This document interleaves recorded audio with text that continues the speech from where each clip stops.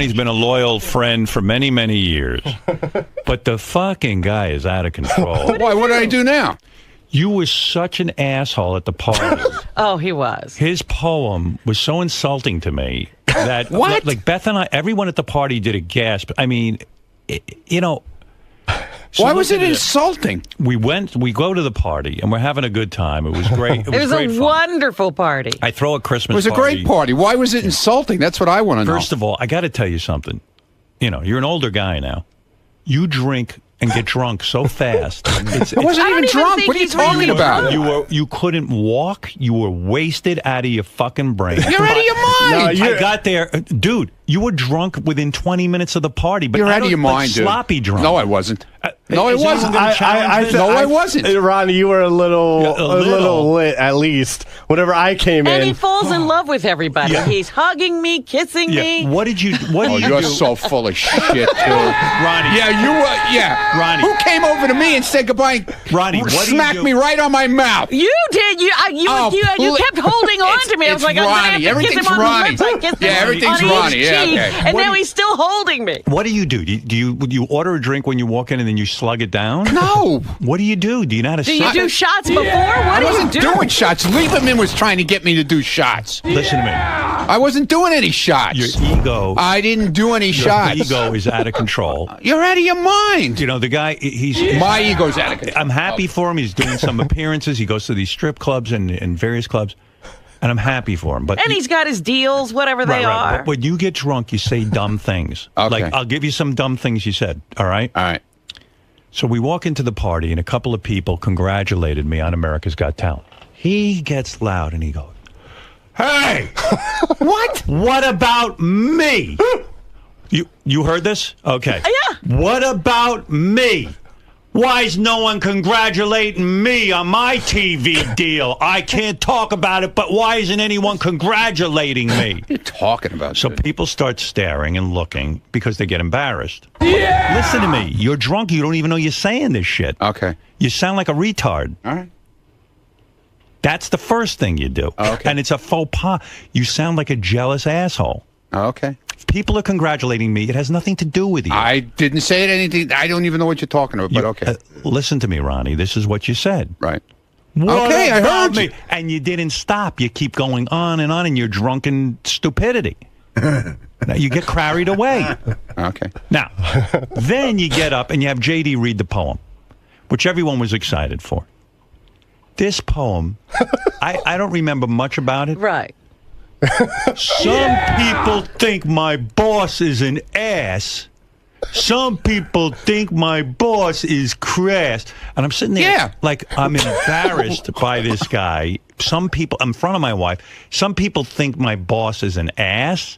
This is the guy who loves you. Would you do me a favor, Robin, and explain to him that everyone kind of looked around and went, "Oh my God." Right. Well, I'm not making this stuff like, up. What kind of a poem is this? This is a party. Yeah. Howard's throwing the party. Right. Why do I want to hear that some people think I'm an ass at my party? Not people that you work with. It's Why like don't you say people that some people think you're a But yeah, why is do you that have to- on your mind at this time? It's the end of the year. Yeah. We're celebrating a great year. Howard's pulled everybody together to show the love, and you got to remind us that things aren't great? Yeah, that some people think I'm an ass? I felt a little uncomfortable reading it. Yeah, I know. Well, Ronnie's the only guy who didn't pick up on the vibe. So, but it's like everyone turned to me and go, "What are you going to do?" You know, I mean, the poem started out fine. Although the poem started out, he rhymed the word night with night. Yeah. Yeah, he used the same word Could you twice. get the poem and right. read it And by the again? way, I saw the poem before he read it, and I said, "Ronnie, you've used the same word twice in the opening, and if I were you, I would strike the Howard is an ass line." You did say it to him. I did say it to him. Well, and he just kind of looked at me and went, "Hey, hey, hey." Well, he had been saying earlier in the day, remember, that ass is in the poem, you know, because everybody was it's saying, me. don't be crass. To make don't a be, point. Don't be, he says, no. Ass is in the poem, but it's in a nice way. You've lost it. Your ego is way out of control. Dude, humble yourself a little. All right. You're out of control. All right. I'm done. You're drinking too much? Listen to me. Look at me. I'm done. What are you done with? What about He's an now apology? sensitive? What about an apology? Come here. No, get in here. Get in here now. No, you're not apologizing Get over on mic. What the heck was that? He just left. He left. He's done. Ron, you can't do anything right around here. You cannot do anything right around here. It's still early in the year. Yeah. Perhaps you have a chance to turn it around. I'm not turning anything. I am not turning anything around. There's nothing to turn around. Does this mark the end of your poetry career? Go away. Edgar Allan Schmo, I called him. I said, this is the most... Henry Wadsworth Wrongfellow. Yeah. I said, this guy is completely out of control. And it was offensive. I mean, I was actually offended.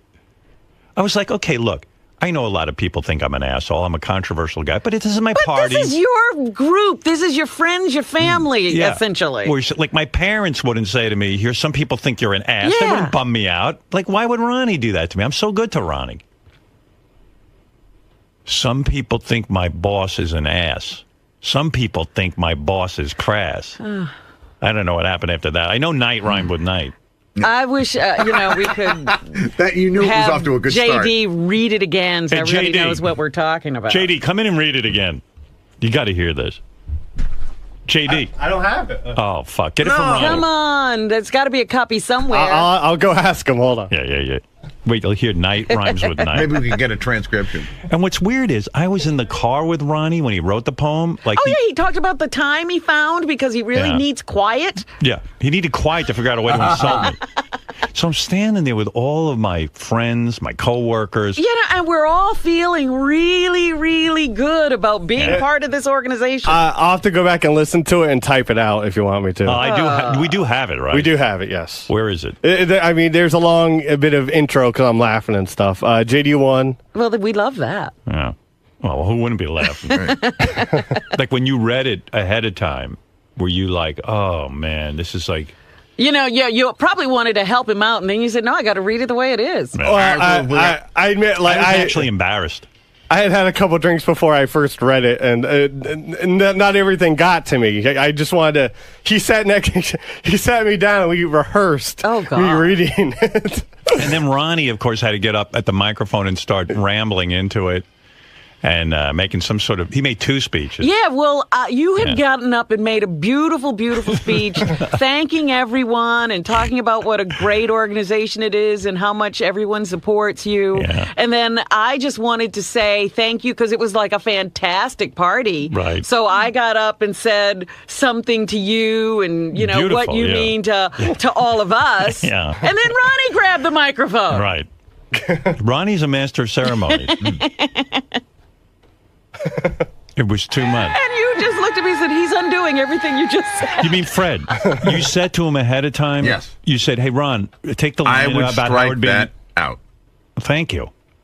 Thank you for being a friend, as Andrew Gold I said, I know you're the author, and you can do what you want, but if I were you, I would take that out. You were trying to be a good editor. I was trying to be a good editor, and I was trying to help Ronnie out. I was so offended. Because we're all like smiling and Ronnie's going to read a poem, and then all of a sudden everybody just started looking at each other. Yeah, because just the tone of it just stuck out like a dead fish. Yeah. Oh, yeah. I was just like, wow. Like, he's bumming me out. Yeah, Rick. Hey, Rick. Hey, what's up, Howard? Happy New Year. Happy New Year to you. You got to tell on this guy's ego is out of control, man. Oh, with the girls. It's true. It is. I mean, and you can see that, jealousy is the root of all evil. I mean, I know he's been with you a long time, but you may want to watch the back of your knee in case he wants to stab you or something. Thank God he's up front. He was like, what about me? He goes, we walk in and someone must have said, hey, Howard, congratulations on America's Got Talent. He hears this. He starts yelling, what about me? Why is no one congratulating me? Hey, Ronnie's here. And he goes, I just had a meeting with Don Buchwald, but I can't talk about it. Why are you not congratulating me? I went, oh, my God. Is he following me around and going to be doing this all night? Sheesh. What is he, in competition with me? I mean, what is this? He's out of control. We got to hear that speech. The only moment that I thought Ronnie was really funny, I'm standing there talking to Jackie Martling. Yeah. And Jackie comes over, and as usual, Jackie's like, hey, it's really good to see you. It's really good to be here. I miss you guys. And, like, what do you say to Jackie? So I go, Jackie, it's good to see you. You look great. And Ronnie's there like, he looks terrible. He's just screaming. He looks awful. Jackie's lost too much weight. I know. It looks like somebody stuck a pin in him.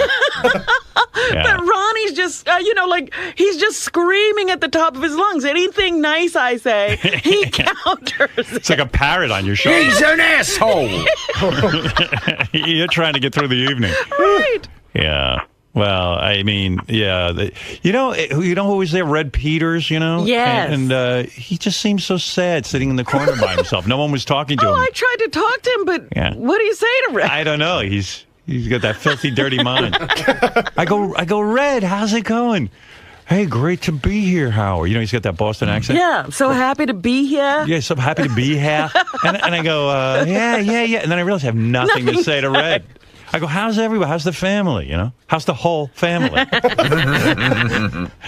How's your whole family? And then he starts talking about some new album he's got. Yeah. He goes, we got a Christmas special coming up. And I was like, oh, okay. I think Red's divorced. I don't even know. I don't even know. I was... Yeah. I had to get away as quickly as possible. Yeah. That's I'm why afraid Ronnie was behind me. That's why when I got up and made a speech, I go, hey, everybody, Red Peters is here. I was hoping to get someone to talk to him. He looked kind of lonely. And then whenever I guess he didn't bring anybody. He didn't know anybody, I guess. Oh, whenever I see Jackie at the party, I always stop and talk to him for a while. And, it's almost like I want to shake him because he was like, hey, congratulations on America's Got Talent. And I go, hey. I see you're doing well with that joke machine. I saw it was in a lot of stores. Is it? Really? No. So he goes, yeah, it's doing good. And I go, it drives me crazy because about a half hour after I see Jackie, for the entire half hour, I'm like, what the fuck did that guy do? I know. Well, that's why I'm sitting there trying to think of something nice to say, and Ronnie's screaming, he looks horrible. Well, I sit there for literally a half hour now, and even when I get home, I say to my wife, holy mackerel, this guy committed career suicide. I know. See, I even say, he goes, hey, America's Got Talent. I said, yeah, Jackie, I wish you were a writer on that show. They don't have any writers on that show. I go, yeah, I wish you, you don't know what to say, You were a writer. You were working for me. You were doing great. You had a gig as a writer. Yeah. I thought it was kind of sad when Jackie set up his joke booth at the party and tried to sell the joke machines. I actually bought something. You did. Good. Did you get a mug? You, Fred. I got him. I have 2 mugs. I woke up with a hangover. I said, who how do I get these mugs? Oh, how do I get rid of these? Unfortunately, I left them in the cab. But no, it was actually good to see everyone. Good to see Jackie and the whole gang. And so JD gets up to read Ronnie's poem, and I was just like, you got to understand, normally I wouldn't care, but it's like, we're all there. It's everyone from work. We're all having a good time, and everyone's just feeling very positive about what we do for a living. And then when JD's reading the poem that Ronnie wrote, which is supposed to be funny, and funny in a bad way. It was, but not this way. Everyone does a collective cringe because it's like, some people think my boss is an ass. Some people think my boss is crass. Not me, And I was just like, oh, that's right. There are people who think I'm an ass. Thank you for bringing them to the party. And I was kind of standing proud. Like, for once I wasn't hunched over. And that hunched me right back over again. Here's JD. I don't know how good the audio quality is. It's decent. It's decent. J.D. Hallmeyer, my best friend in the whole world. Yeah, and I like Ronnie goes, I'm not drunk. I told you, he's in love with everyone when he's drunk. J.D. Hallmeyer, my best friend. Yeah. He was so wasted, and he was wasted 10 minutes into the party. Sloppy wasted. At the Stern Show is going to read my party. His party. It's my party. He's going to read my party. Because he thinks it's his party. I guess. Yeah. Party poem. We rehearsed it. He promised Ronnie will read. And he goes on and on. This is the host of Ronnie's block party. Yeah, and you're hoping that Ronnie just will finish his speech quickly and get off, but he just goes on and on. It the right way. He will not laugh.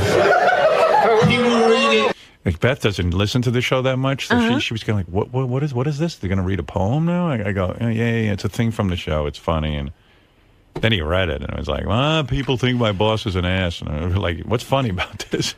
I mean, I guess it is funny. Shut up, asshole! Stop it now!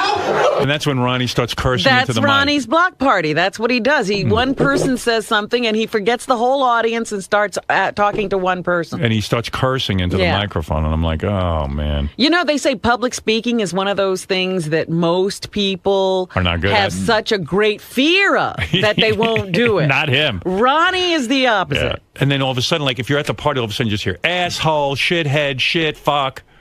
You promise? I asked you to do it. You gonna do it the right way? Here's the poem. Here's the microphone. I will step back, and everybody be quiet. Quiet. And I'm sitting and holding my head. I'm like, oh my god, what happened to this guy? He used to be a humble limo driver. He's now a master of ceremonies. Again, like no fear. Nothing. Just, just goes out there and does it badly every time. He's gotten no better at it. And here's J.D. Harmeyer to read the holiday party poem.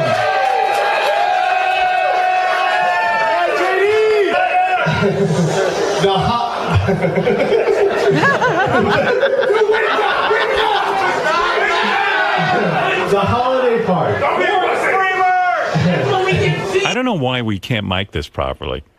We are a radio. Well, he was at the PA, right? He was, holding the microphone. Just put a microphone that has a direct feed into the board. It's pretty simple. I don't know if you guys can hear this well at home, but... Well, maybe he'll start reading into the mic. Yeah.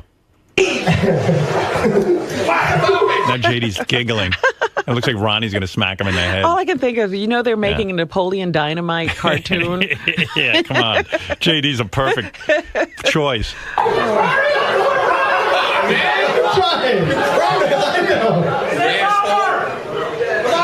At this time every year, we have a party to celebrate our year. Year and year, right? What is it? Every time of the year. Yeah, he did. There was like a double rhyme. Right, a party to celebrate our year and year. I didn't expect good poetry from Ronnie. I didn't expect it to be insulting to me. We have great food, booze, and beer, and plenty of fun and cheer. Sometimes we have a DJ. Sometimes we have a DJ. Sometimes we do karaoke. And sometimes we even do the hokey pokey. We sing and we dance.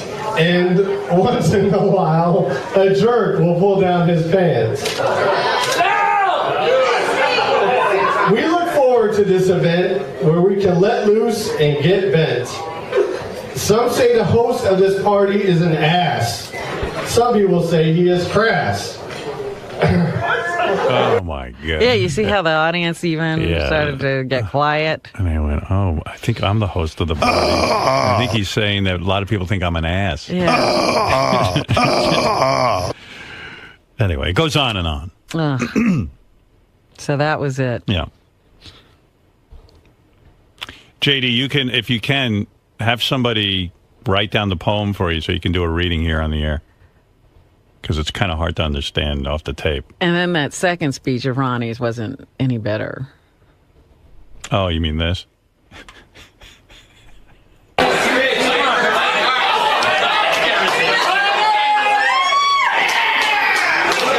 you, Robin. That was a great speech. But mine is going to be better. He got real competitive when he got drunk. Like he was like, hey, why isn't anyone congratulating me on my TV deal? And Robin, now I'm going to do a better speech than you. Yeah, that was great, but I'm going to be better. Do you really think you're going to be better, Ronnie? Why set it up that way? And he already spoke. Yeah. It's enough. People are getting a headache. It was actually like, it should have been done after that. Yeah. You and I spoke. It's enough.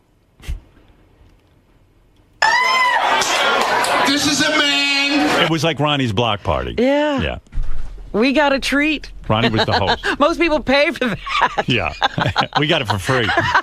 Hey. Something interesting about this Doug speech. Z. Goodstein, ladies and gentlemen. Yes. Happy New Year. Happy New Year. I went to dinner with Ronnie almost 2 weeks to the day after the party with Ganji and Richie Wilson. Right. And we were talking about the party. Right. And he was like, well, I said, we put a clip reel together. We pulled a bunch of clips. He said, what'd you pull? I said, Howard's speech, Robin's speech, JD's poem that he read, from your speech, and your speech. And he said, what the hell are you talking about? I said, don't bust my balls. Stop it. I didn't make a speech. And he was dead serious. He had no recollection of it. So he's drinking so much he's blacking out. And then Ganji had it on his phone. He said, Ronnie, here. So he played like 2 seconds. I said, stop. Don't play anymore. Right. You'll hear about it on Tuesday. You made a speech. He really had no idea. He does a thing where he's literally drunk at the beginning of the party. How do you do that? I think he does shots. I don't know.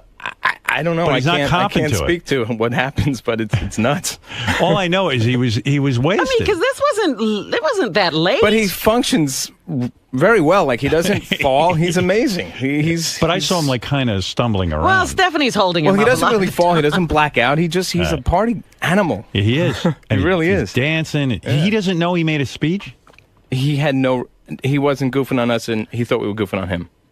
So here he is, uncontrolled id, and he right away is competing with Robin for the best speech.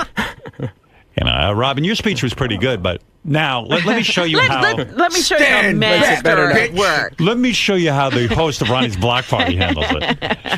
I'm a professional. Right. Who took me from a limo seat. I sat in a limo, in a broken down limo car, and this man took me. Oh, I wanted to just jump out a window. And you know what? Like when I was standing there, I said, everything's about him. Yeah. I took him out of the limo, and I want to get him back in the limo. It's like taking a genie out of a bottle. It's like, you don't know Ronnie. Ronnie used to be a limo driver. Yeah, you don't know. The superstar you see in front of you wasn't always this man. Believe it or not, I was sitting in a limo. From a seat to being a star right now. Oh, boy. Oh, he's such a star. You're not going to believe this, but I used to sit in a limo. You kids. The star that you see in front of you. This is no overnight success. And he started yelling about when are people going to start congratulating him. A Fox TV show. So where is this show already? And what is this about you? He's supposed to be saying something about you. We'll get to it. I guess that a lot of people think I'm an ass. I love this man to death. Good thing I got him out of the limo. Imagine what he'd be saying about me. He's the best. We love Howard Stern. I can't tell you how much I love this guy. I can't listen. Can you? I'm fascinated by every word. Okay. He's the best. 26 years with him.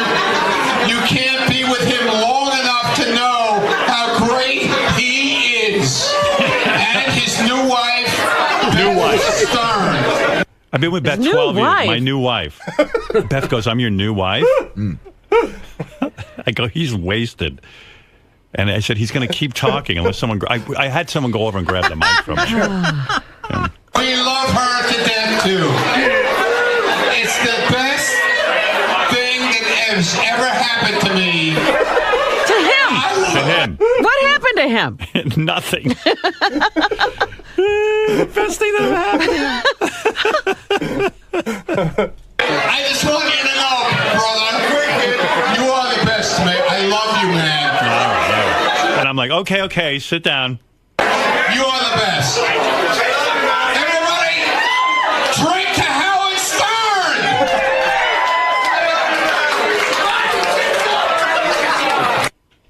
Wow. He was in rare form. Oh. Who was worse, Benji or Ronnie? Well, they were tied, I think. Yeah. Benji said he was on the wrap-up show that he was going to go to the Christmas party and not create a scene. He showed up and was a scene. Him and the new girlfriend. It was just remarkable. Everyone said to me, go look at Benji. So I walk over, which is what he wanted. Of course. And he's dressed as a hip-hop guy, and he's got these 3 disgusting hickeys on his neck that, like, I mean, I've never seen anything more gross. And he's sweating. And then I go over and I say hi to him, and he's... Oh! Yeah, look at that. And he's putting on... Oh, my God. Look at that, Robin. Yeah. It's like cigarette burns. And then he's wearing that dark beard and an outfit. And I went over to say hi to him and his girlfriend. She had an attitude. Like, she wouldn't even say hello. Oh, no, she doesn't. I said, as they were walking by me at one point in time, I said, hey, guys, how you doing? Just looked straight ahead like, she was like Arnold Schwarzenegger avoiding the paparazzi. Are you Benji kidding? kind of gave me a wave, so my hat's off to Benji. Oh, my God. Look at that picture. It was really weird. Dude, what were you up to? What was the whole shtick there? I didn't get it. You weren't very nice, and I wasn't. No, and you were being a bit of an asshole, actually. Oh, I didn't mean to seem like that, but because I was happy to say hi to you, and I'm sure if she didn't say big hi to you, she was shy. I'll talk to you off the air about your relationship. No, there was nothing shy about. Some real serious advice. All right, talk to me now, man. Yeah, that's okay. I would like to hear it. She was saying how nice you seemed. She was saying she loved. How would she know?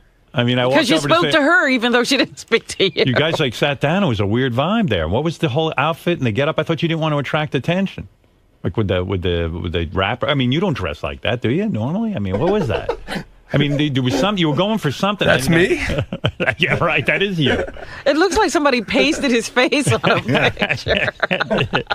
Look at him. Oh, my God. I don't know. What was going on there? What do you mean? Did you guys have a plan of some sort to be? Well, she did tell me she was gonna. She said she had an outfit for me ready, and that was the outfit. So I don't know. But what is it? You guys have to make a statement, I guess, huh?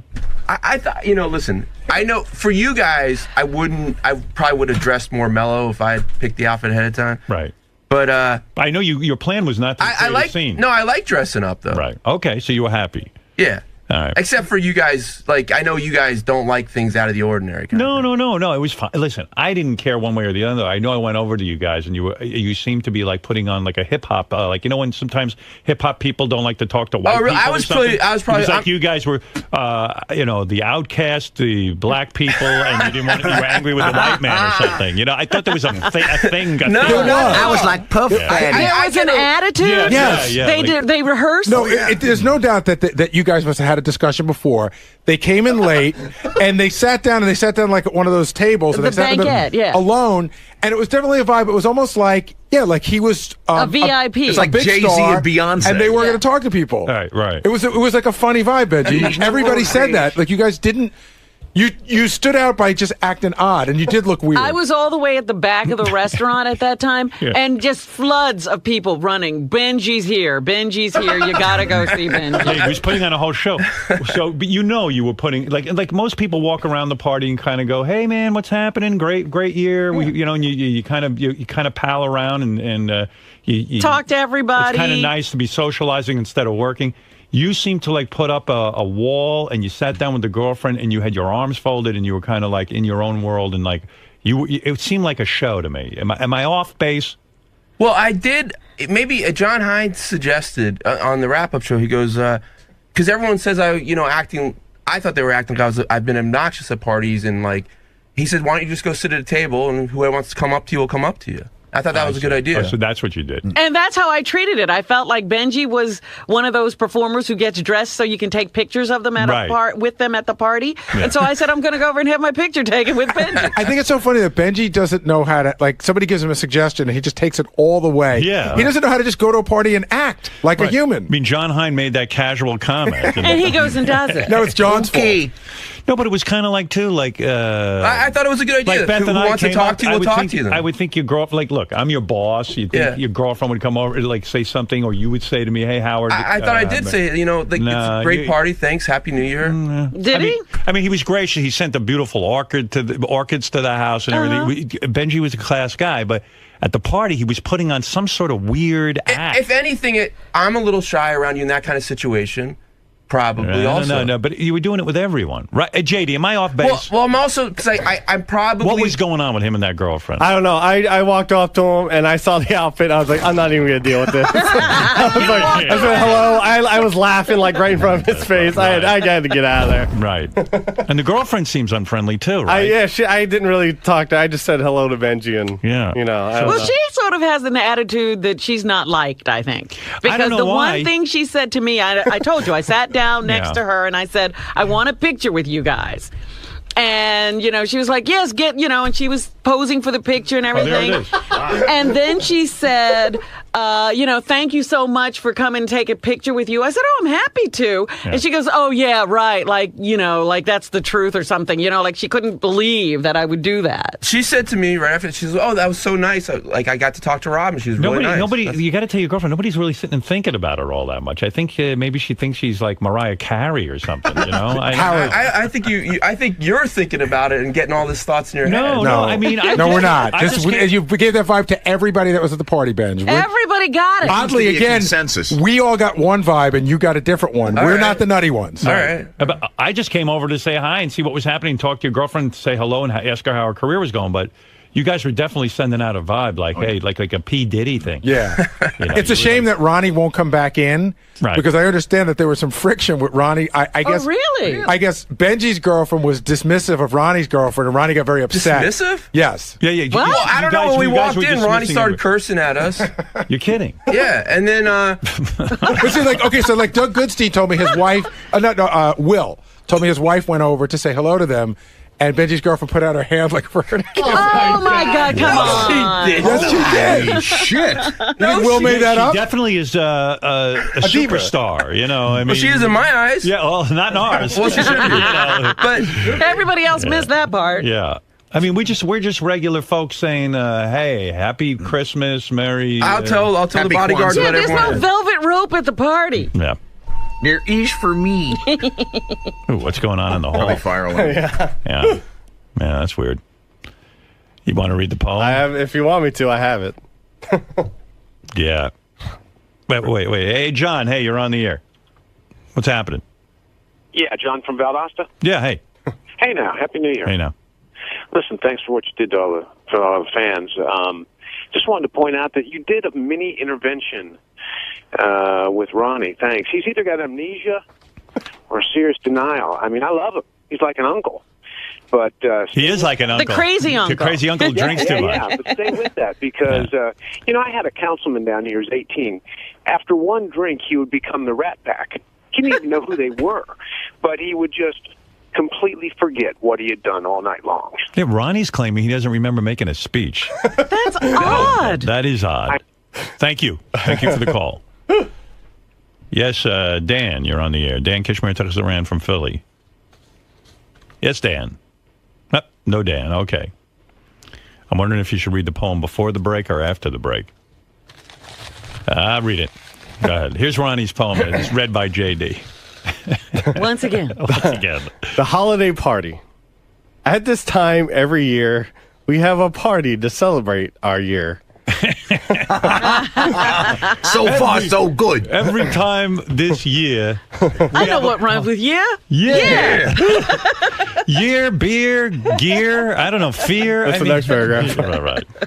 We have great food, booze, and beer, and plenty of fun and cheer. Sometimes we have a DJ, sometimes we do karaoke, and sometimes we even do the hokey pokey. Right. We sing and we dance, and once in a while, a jerk will pull down his pants. That must be Sal. We look forward to this event where we can let loose and get bent. Some say the host of this party is an ass. Some people say he is crass. Yeah, I mean... I labored over those two lines. But the people at this party love Howard and Beth, because in our eyes, they are top class. Great. At this point, I'm like, oh, this can't end fast enough. We raise our glasses to you and cheer until we meet again this next year. So we thank you, too, for this great night. And now let's party into the wee hours of the night. Oh, God, night and night. It was year and year. He was year 3 times. Night and night. Cheer and cheer all through the poem. Right. Well, that was He it. only knows a few words. Nice read, by the way. Thank you. Yeah. Thank you. Nothing like the holidays. Benji, Why is it always Ronnie and Benji, though? Yeah, Benji and it's Ronnie. every year. And they both are shocked that anyone thinks that they're weird. It's wild. You know what? I have to talk to Ronnie about. I remember when Scott, the engineer's wife, called in and yelled at Ronnie on the air. Yes. The two of them were dancing the night away. Ronnie and Robin? Robin Salem. The two of them were like the best of friends? Buddies. Wow. Well, that's good because I thought there was a lot of bad blood. No. I don't know what happened. Ronnie charmed her. Well, that's the only one. Hey, Scott, since I can't speak to Ronnie, can I ask you, how did your wife end up dancing with Ronnie? Before he got drunk, he must have been charming. And honestly, dirty dancing. Really? Yeah. I missed that. To me, it looked dirty. You know how Ronnie does that humping? That grind. How did your wife, who hates Ronnie, end up dirty dancing with Ronnie? I got tape of that. I mean, I was shocked. How did he? They worked it out. I mean, they spoke. Robin, went up to him and they spoke. At the party. At the party, yeah. Well, but I thought she hated Ronnie. Well, she didn't hate him. But she had terrible things to say about him. She had a disagreement with him, yes. But no, she... Were you surprised they ended up dirty dancing together? I was a little surprised, yes. Yeah, me too. But yeah, no, she was, very good, and she talked to him, and they worked everything out. Yeah, Ronnie didn't knock her up during that dance. I was going to say, did you get lucky? She got all worked up for Ronnie, and you got the benefit? Yeah. Wow. Yeah, so everything's great. Yeah, great. Yeah. Okay. I was shocked. What can I say? Yeah. Ronnie working his charm. Oh, wow. I don't know if it was Ronnie. I missed that. I would have loved... Oh, I have to give the credit to Robin. It was dirty dancing. Here, there they are. Oh, look at them. They're hugging. I was like, I must be daydreaming. Wow. I could fuck her. Yeah. They were having fun. I said, she hates him. Yeah, from that conversation the other day, I thought they'd never speak again. Look, the two of them. Like long-lost friends. I'm being cuckolded. And he stands around watching. I was enjoying the fun. He's stealing my woman right in front of me. What's going on? It was very nice. Poor Scott tries to smile through it. He's probably like, oh, I hope nothing goes wrong. No. Scott, did you miss a little section of your beard there today when you were shaving? Oh, there's a big patch of hair on the side of your neck. Yeah. I do that sometimes. I don't know. Yeah. Sometimes you miss. Have you gone to that new look where you wear a chain on the side of your pants? No. Is that what's hanging off the side of your pants? My ID. Oh, okay. I thought you were getting stylish. No. I don't get stylish. I mean, because from what I remember that conversation, your wife called Ronnie classless and an asshole 2 months ago. Ronnie, I would never want to go someplace with you. I don't want to go anywhere with you. I'm going to tell you something. You are, to me, a dredge of the earth. Wow. Well, thank you very much. I appreciate it coming from you. In other words, he could be a bad influence on Scott, I think. No, you know what? He's not the type of person I would hang out with. Right. Oh, who would you hang out with? He's classless. Right. And then she's dancing with him. Yeah. Yeah. It's amazing. Ronnie really worked I guess, his charm. she has a little blow up and then she gets over it. Yeah. Yeah. All right. Everything's fine. But I'm glad. I didn't say it wasn't. All right. Thank you, Scott the engineer. Everyone loves hearing from Scott. Yeah, I'm glad because I felt bad that day that they had their run-in. I guess you could tell that Scott, his New Year's Eve, I guess his resolution was that in 2012 he was going to be Mr. Personality.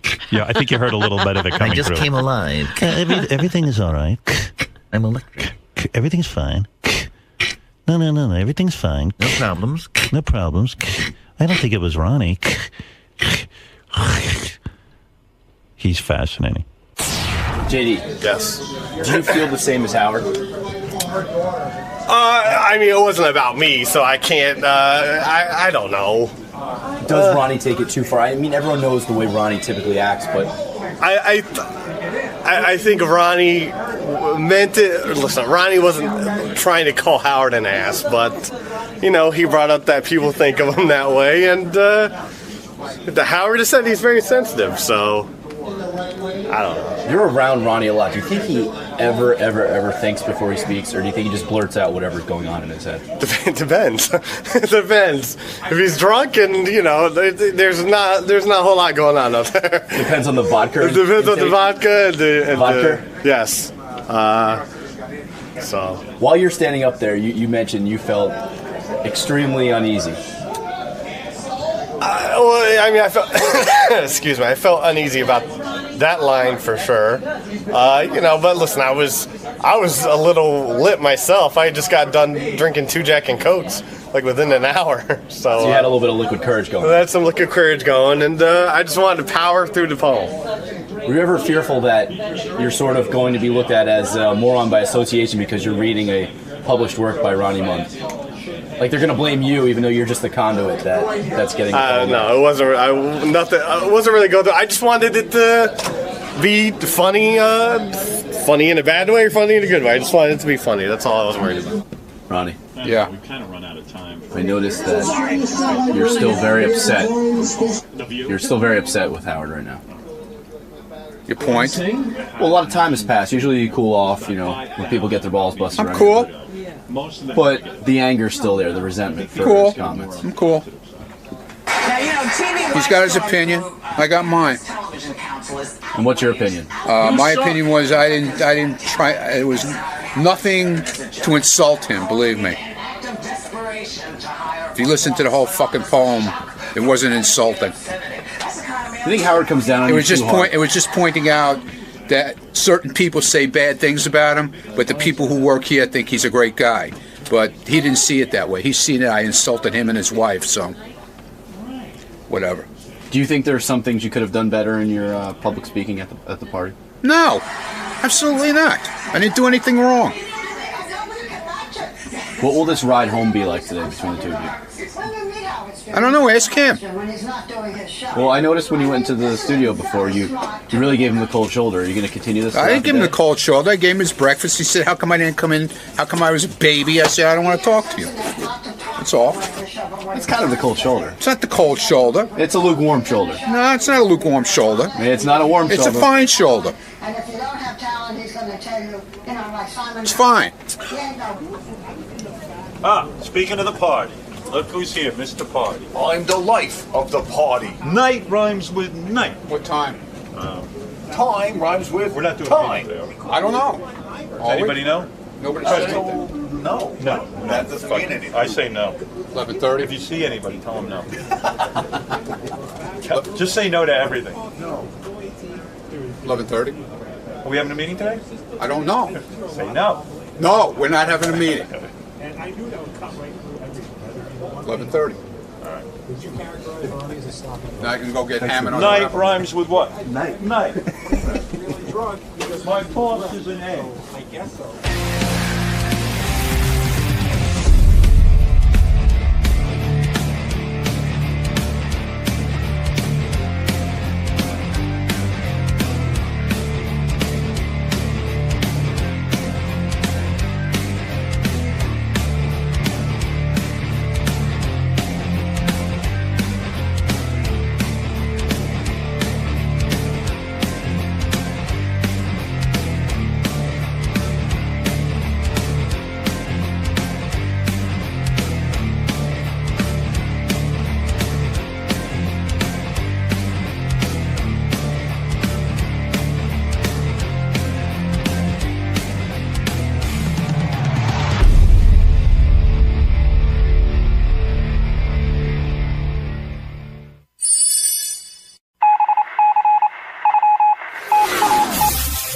This is the best of the wrap-up show. A recap and behind-the-scenes look with John Hyde and Gary Dell'Abate. The best of the wrap-up show begins now. Hey, it's Gary Dell'Abate. On Tuesday's wrap-up show, we talked about how Robin had made a huge announcement that she went to a seminar over the weekend and she wasn't going to emasculate men anymore.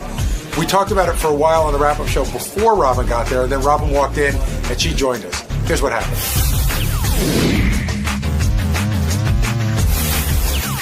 I think we should start with Robin Quivers and her pledge to no longer emasculate anyone. Where did that come from, Gary? And Will she stick to it? I don't know where to start, but Robin's always evolving. She goes to a lot of these. I don't know what you want to call them. Seminars. Seminar is a good word, and I'm going to tell you right now, I'm not going to complain even a little bit, because the last time Robin came in and made a declaration like this was when, got to be 15 years ago, when she called me to tell me she loved me because she went to some place and actually whatever that thing was that she went to, she really did sort of shift her life around and change. So if this means she's not going to break my balls anymore, why would I be against it? I don't think you should be against it, but people are wondering, one, the validity of it and how long she's going to stick with it. But well, what's the validity of anything when you think about it? She went to some place where they talked about something. If she buys into it, that's the validity of it. Right, provided that she sticks with it. And JD came in right after, and she did not knock JD at all. And there was plenty of opportunity to emasculate him during that conversation. I almost wish today was the day I threw my first pitch. Because Rob would have been, oh, Gary. Well, let's talk about Robin for a second, and when this has happened before. This isn't like you just said 15 years ago, but she definitely goes to things, gets motivated, and changes. And she's into the self-improvement thing big time. She likes to go to places and see how she can make herself better. I know for a lot of people like you're very skeptical, John. I can see by looking at you. It's not your cup of tea, as Mark Wahlberg would say, but it has worked for her in the past, so I'm like, that's what she wants to do. That's good. It's certainly not harming anybody. No, and I admire her for doing it, but I find it strange to, how was your weekend? Okay, Benji shaved, Fred got a dog, and then Robin declares that she makes a pledge to no longer emasculate anyone, and then asked for everyone's help on the show to help her out with this. I thought it was great, too, because in light of what she had to say, which we didn't know what it is, Howard's like, okay, what did we do wrong? Yeah, immediately somebody did something wrong, but... So she makes this declaration, and Howard talks to her about it a little bit. Throughout the rest of the show, she doesn't really emasculate anybody, but I wonder if it's a struggle for her to do it. You know what I mean? Is she thinking, okay, I want to say this, but I can't say it now? I would think it's a struggle. Did that come out of left field to you, and do you think Robin can stick with it? Well, and I wasn't shocked. I mean, Robin's often saying, hey, I'm trying something out that I think is, will improve my life, improve who I am. I really am curious what it means to her. What is emasculating, what's not? When is it okay to, is it okay to critique someone, critique things?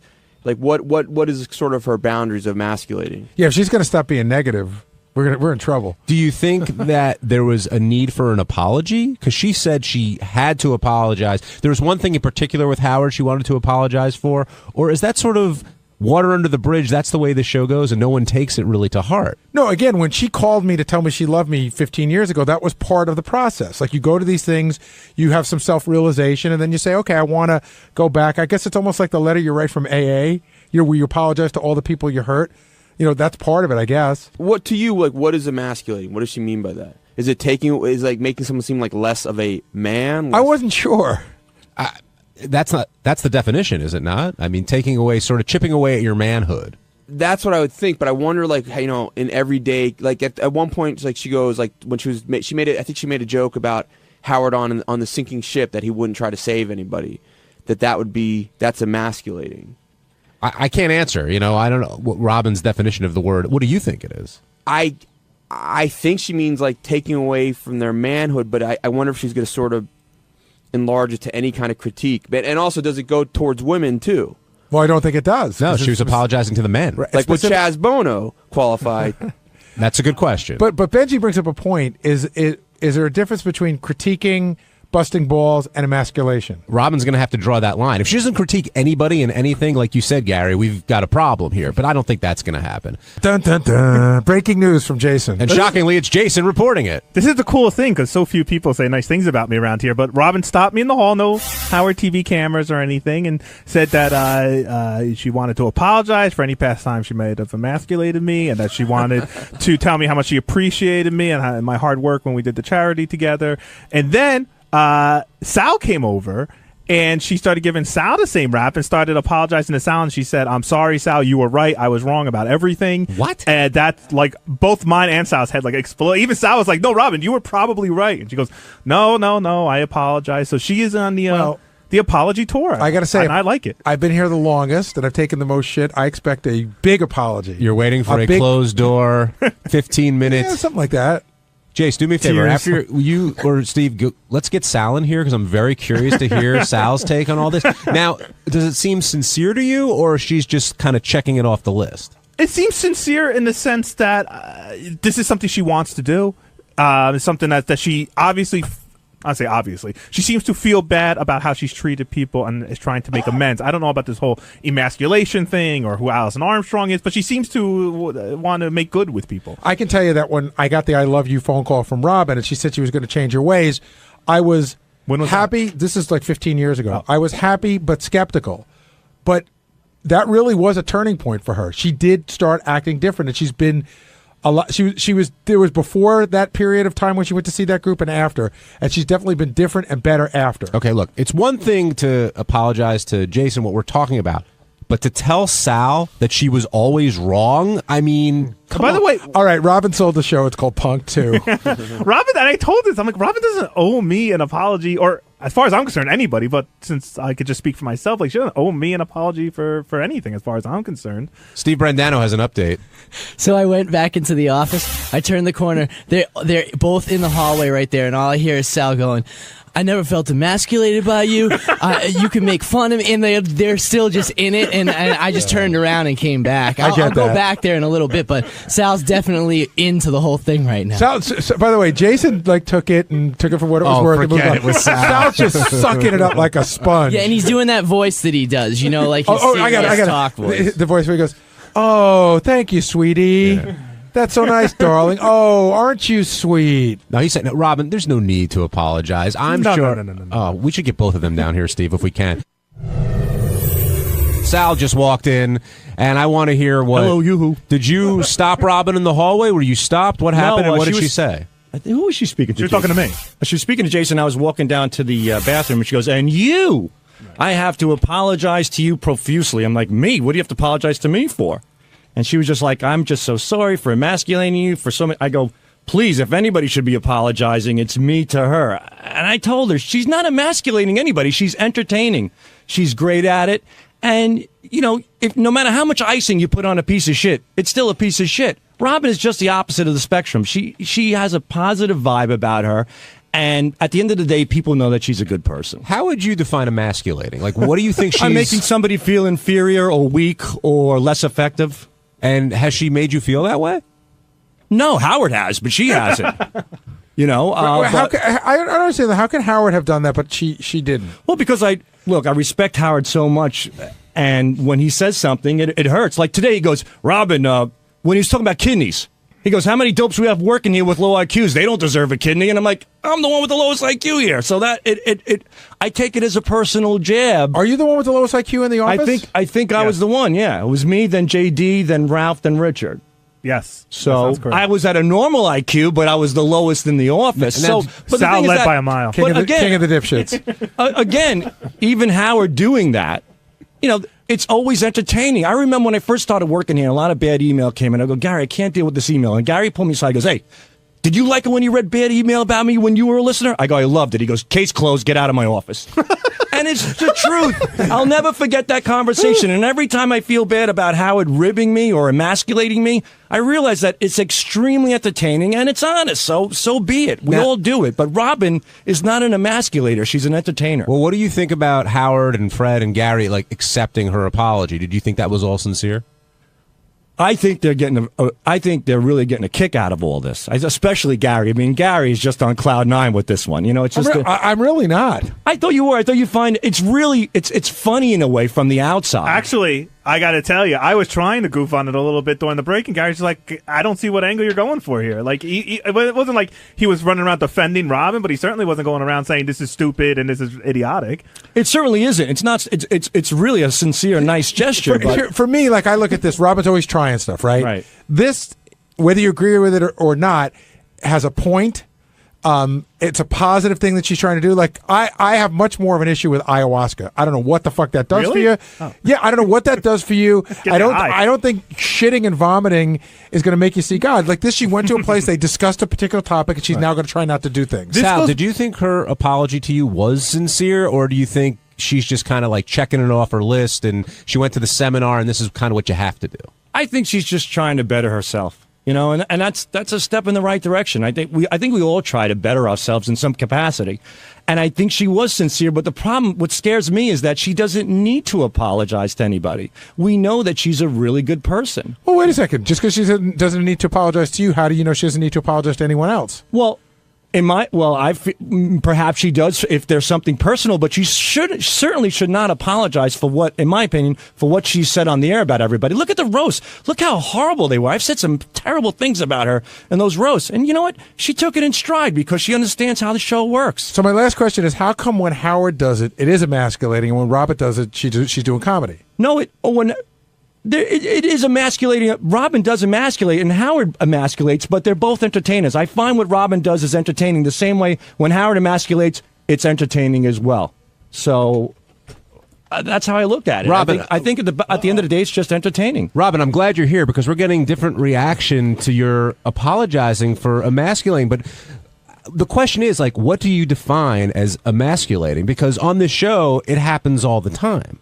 Right, and after I learned what emasculating was, I said, "Oh, that's my job. That's what I do." Well, that's the question. What is, by the definition, what you apologize for this morning? What is emasculating? It's anything that makes a man feel diminished.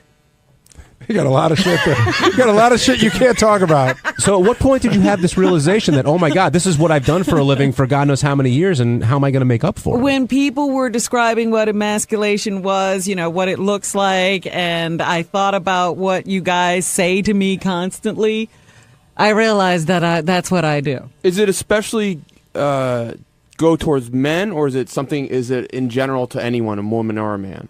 Well, you can't emasculate a woman. Have you defeminized a woman? You can, Chaz Bono. so when, like, there was a point today where I think it was during the news, you were talking about the ship sinking, and Howard made some joke about like not rescuing people, and you started to say something. Wait, I'm emasculating you. Can you describe what you meant? Right, by that? he was making a joke about himself, but when I pile on and say, "Yeah, you're not brave," that's not a joke. What is it? It's emasculation. Robin, can I ask you something? So if it was purely as a joke, it wouldn't you wouldn't feel you're violating what you're trying to do? If it was something funny and it wasn't, because I mean, a lot of emasculation is posed as humor. Right. Well, let me ask you this. So JD's in there right after you make this big revelation. Yes.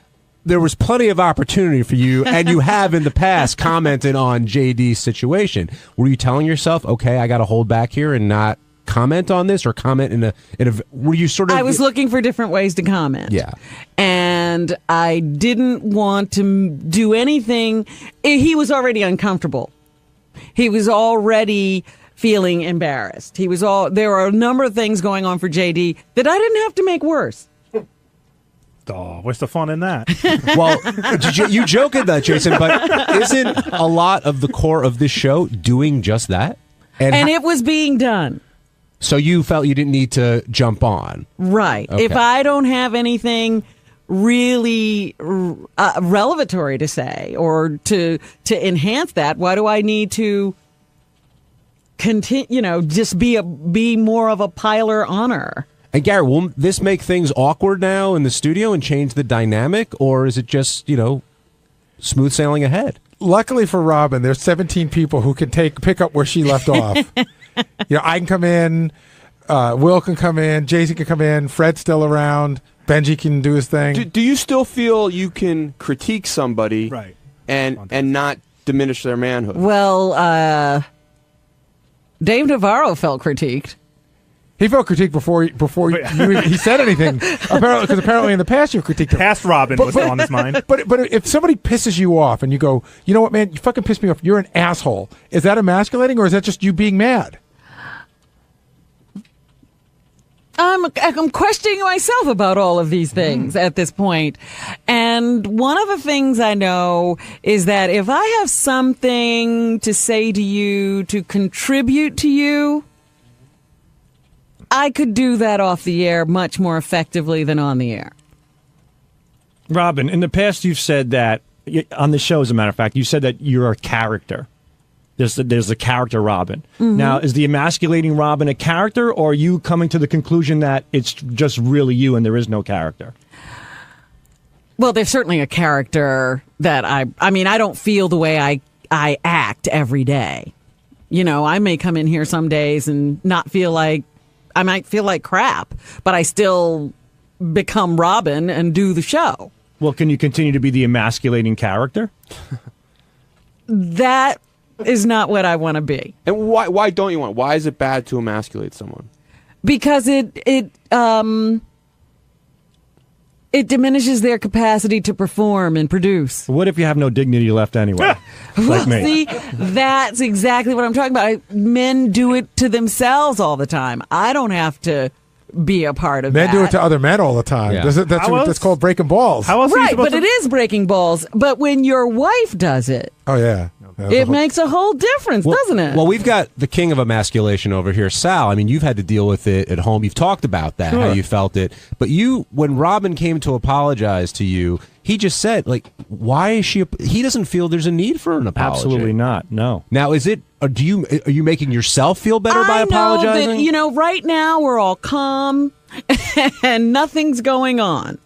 And I know that Sal has been very upset with me when he's in the midst of being berated by Howard. I personally when he think- hears my voice. I personally think, yeah, I'm when Howard yells at me, I get so worked up. Right. But, you know, there are times when I want to attack Howard, and you know what? I think I intentionally take a cheaper shot at you. I vent on you, which but is it's not also, fair to you. It's also because I've chimed in. Yeah, it is. I've brought attention to myself at that moment, and you look at it as, I don't need another shot fired.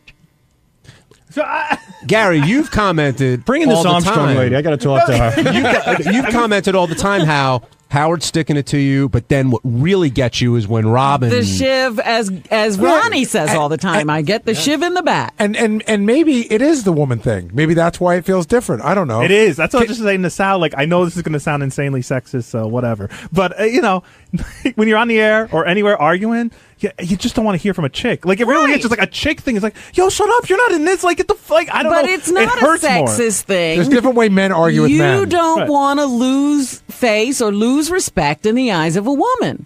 Right. So when he's already being publicly berated. Right. By his boss. Right. Right. Does he now need to realize this is in front of a woman? So during moments like that, will you be knitting and bringing drinks over? I'll be trying to support as gently as I can. What's that woman's name again that you went to? Alison Armstrong. And when is she coming back? I think maybe we get a bus and they go pick up all our wives and take them. Well, Gary did say that after hearing all this, that he's expecting a nice long chat with you. Major apology. I was kidding, by the way. But I really would not. love to have a chat with you. But it's I just said that. Clear out your Saturday, Robin.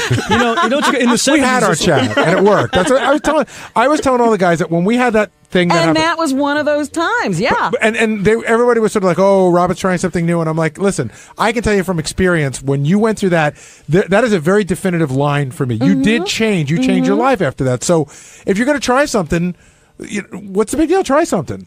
Yeah, and remember, we had a very awkward relationship. Absolutely. Before that. Yeah, and it was awful when I realized that I kept you at that, and I didn't even mean to. You know, we had our problems in the past. We had resolved them as far as I was concerned, but I'd never really spoken to you about my change of heart. Right. And so I thought, after this woman said to me, I hope everybody loves working in your environment. And it always sounds like you guys have fun together. And I was like, you were the first person I thought of. I was like, I don't think Gary has fun with me. In the beginning of We're the having show, a lot more fun now. I really agree. In the beginning of the show today, you made a point to say, I have something that I want. I mean, you made a big deal out of this announcement. Yeah. I'm sure you gave it some thought over the weekend. How did you think Howard and Fred were going to take it when you came out and said what you said? Just as they did. I thought, first he's going to say, what is this announcement? Which is what he did. And then after I started to say what I was going to say, I knew he'd say, stop it. Wait a minute. What are you saying? Because it is a big deal. Yeah. and you asked for help. Can you explain? Because people are confused what you mean by that. I mean, tell me when I'm doing it. Done. Thank you. Done. I'm on. Thank you. You're welcome. You know, if I start to lose it and go into automatic and start bashing you uncontrollably about the head and face, I want to know. John, I'm curious. There's a call that I'm interested in because I see it's up here. Line 7, he said that whoever's on the phone thinks that what you're doing right now is emasculating. I'm dying to know why they think that. I'm willing to hear. Go ahead, Mags. I forgive you, by the way, Robin. Robin, I love you. Gary, John, you're great. But Robin, I mean, just you doing us men the favor of not emasculating us anymore and letting us know that is emasculating in itself. I understand what you're saying. I sort of get what he's saying. I understand what you're saying. We all know Sal's in there for the airtime, but... But other than that, you should just keep it to yourself and continue to just emasculate us because that's what we love about you. Well, thank you. And, you know, I have been told that one of the things to do is just apologize and be done with it because you guys can take care of yourselves. Yeah, and actually, Benji, I wish you could be a man enough to be emasculated anymore, but I'm not sure what's going on with you. All right, thanks, Mags. Brian in Jersey, you're on the wrap-up show. Love the show. This is all very high-minded, but it still operates from a very distinct position of authority, Robin. You presuppose that you have the ability to control how someone feels about what you say. I think Benji made a very pointed question when he asked you, if you berate someone and it happens to be a woman, is it the same thing? I think that it has a very sexist undertones and overtones, and quite frankly, it's patently absurd to think that you can change how someone else thinks. First of all, women don't communicate to each other the way women and men communicate to each other. Right. And if I was going to tell a woman something, I would definitely not tell her the way I tell a guy because it would devastate her. No, I understand that, but again, you missed the point, I think, in that by making this public declaration and all of these other things. First of all, if you believe that this is something you can control, you would need help with it because you're high-minded enough to have seen that this problem exists, in that you sought out this seminar or whatever, workshop or whatever you called it, to go and deal with these issues, which I think, quite frankly, is commendable. But the result, I think, is a little bit twisted in that, it really puts everyone else in a position of having to do something as opposed to you. You're asking everyone else to make you aware of what your behavior might be if they're uncomfortable, etc. And again, it doesn't really identify with whether or not your problems at root are being dealt with. I think this is more of an issue of perception. I was simply saying sometimes, things get very heated in the studio, and you can lapse into automatic. And I might not even realize that I've stepped over that line in a moment of heat. Hey, Rob. And that's what I'm saying. Call my attention to it. Let me give you a specific example. And I think it's great to try to make the world a better place. I think that's where your heart is. Mm-hmm. Someone like Eric calls in, and a lot of people here call him Eric the Midget. Right. He doesn't like that. I think he feels it diminishes him. Will you stop doing that? I usually call Eric to his face Eric the actor or Eric. Okay. But that has always been the case. This is interesting. I know we're all getting fascinated by nitpicking the specifics, but it is going to be interesting to see how this plays out because it doesn't even sound like you're 100% sure how it's. I mean, you're still working on it. You're still working out the. Absolutely. Right. When I came to this conclusion, I said to myself, I wonder what I'll do on the air. So this is interesting. Well, right now, Robin she's got a 3-day chip. Right, that's right. I don't know. I might drink again. Have you had almost like, oh my God, I almost did it? Have there been a lot of moments like that? Like I almost emasculated? This morning on the show, Howard started to say something about it himself, and I started to, I just mentioned it, that he started to talk about how he wouldn't be saving anybody on the boat, and I started to go along with it. You're not that great. That's basically what I'm saying. Jerry in Tampa, you're on the wrap-up show. Hey, guys, what's going on? Hey, Jerry. Hey, Robin's just like one of the guys in there. When Howard just starts busting on balls, she's going to be just like a guy and just pile right on. You know what I'm saying? But then again, Robin, you're cackling there. Now, when it comes back on you, don't be like a silverback and fucking be all defensive. What does that mean? He's saying that when you get shit, you're going to have to remember that you made an oath. I take a lot of shit already. No, but I think he's saying that if you start getting shit, you may lapse. Oh, that's exactly what I'm saying. I need to have people then say, you're lapsing. But if I will appreciate But if that. somebody's giving you shit, why aren't you allowed to lapse? Because they're probably giving me shit for what I did. I see everything. Not necessarily, right. though. I mean, someone could be hitting you for whatever reason. Say, Why would they be doing that? I don't know. Say they're, I don't know. Say they're breaking your balls over whatever it might be. The natural reaction would be, well, you know what, and you go back at them. I think it's very difficult not to slip into that. Well, we'll see. We'll see. I can't think of an instance. We'll see if we're working with Robin or a silverback. Well, do you think we'll lose? I just hope we don't lose any honesty. Meaning, if Sal pisses you off for whatever reason, and you guys are arguing, and he's being an asshole, and you want to shout, "Hey, Sal, you're a fucking asshole," or we're not going to lose those honest moments, or absolutely not. Okay, good. All right. You're being an asshole, but you're a great man. See, I mean this in the most uplifting way. But Robin, when I call you an asshole, won't you think now at this moment that, hey, he's probably right, there's something I did in the past that makes Sal call me an asshole? Not in the past. It probably will be in the moment. All right, you're an asshole. Let's go. Right now, you're an asshole for this whole stupid emasculation You're not thing. even being sincere. That's true. I don't know what the fuck. You just met Sal? Keith, you're on the wrap-up show. Yeah, I just want to say that I think Robin is a great part of the show, like everybody else there. And I think if you stop emasculating, you're going to ruin the show. Well, one of the biggest things that emasculates men is interrupting, which is, I'm the queen of interrupting all of you all the time. And that's one of the main things I'm working on. Yeah, in the 70s, it would have been a punch in the face. So, yeah.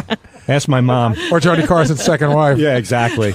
I mean, this is a huge self-realization for you. Yeah. I mean, and it's also one thing to say it and another thing to do it. So having been through your first day, do you feel like this is something you can stick to?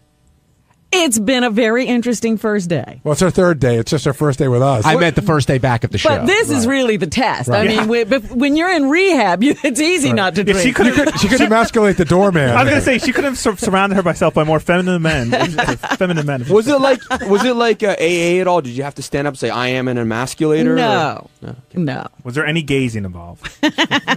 No gazing either. I heard that we were looking up some stuff. I guess again, what's her name? Allison Armstrong. Somebody said that her husband's got a whole thing going on where he takes a bunch of guys out to the desert to dance around the fire. Is that right? Yeah. I have no idea. I think they call that, what is it, Burning Tree or something like Burning that? Man. Burning Man? Concert. Yeah, Oh. Now, would it surprise you that people are skeptical of this at all around here? Not at all. So you're just going to have to prove yourself over time. I'm an expert at what I was doing. Well, that's a good question. How did you find this, and how did you end up in this place?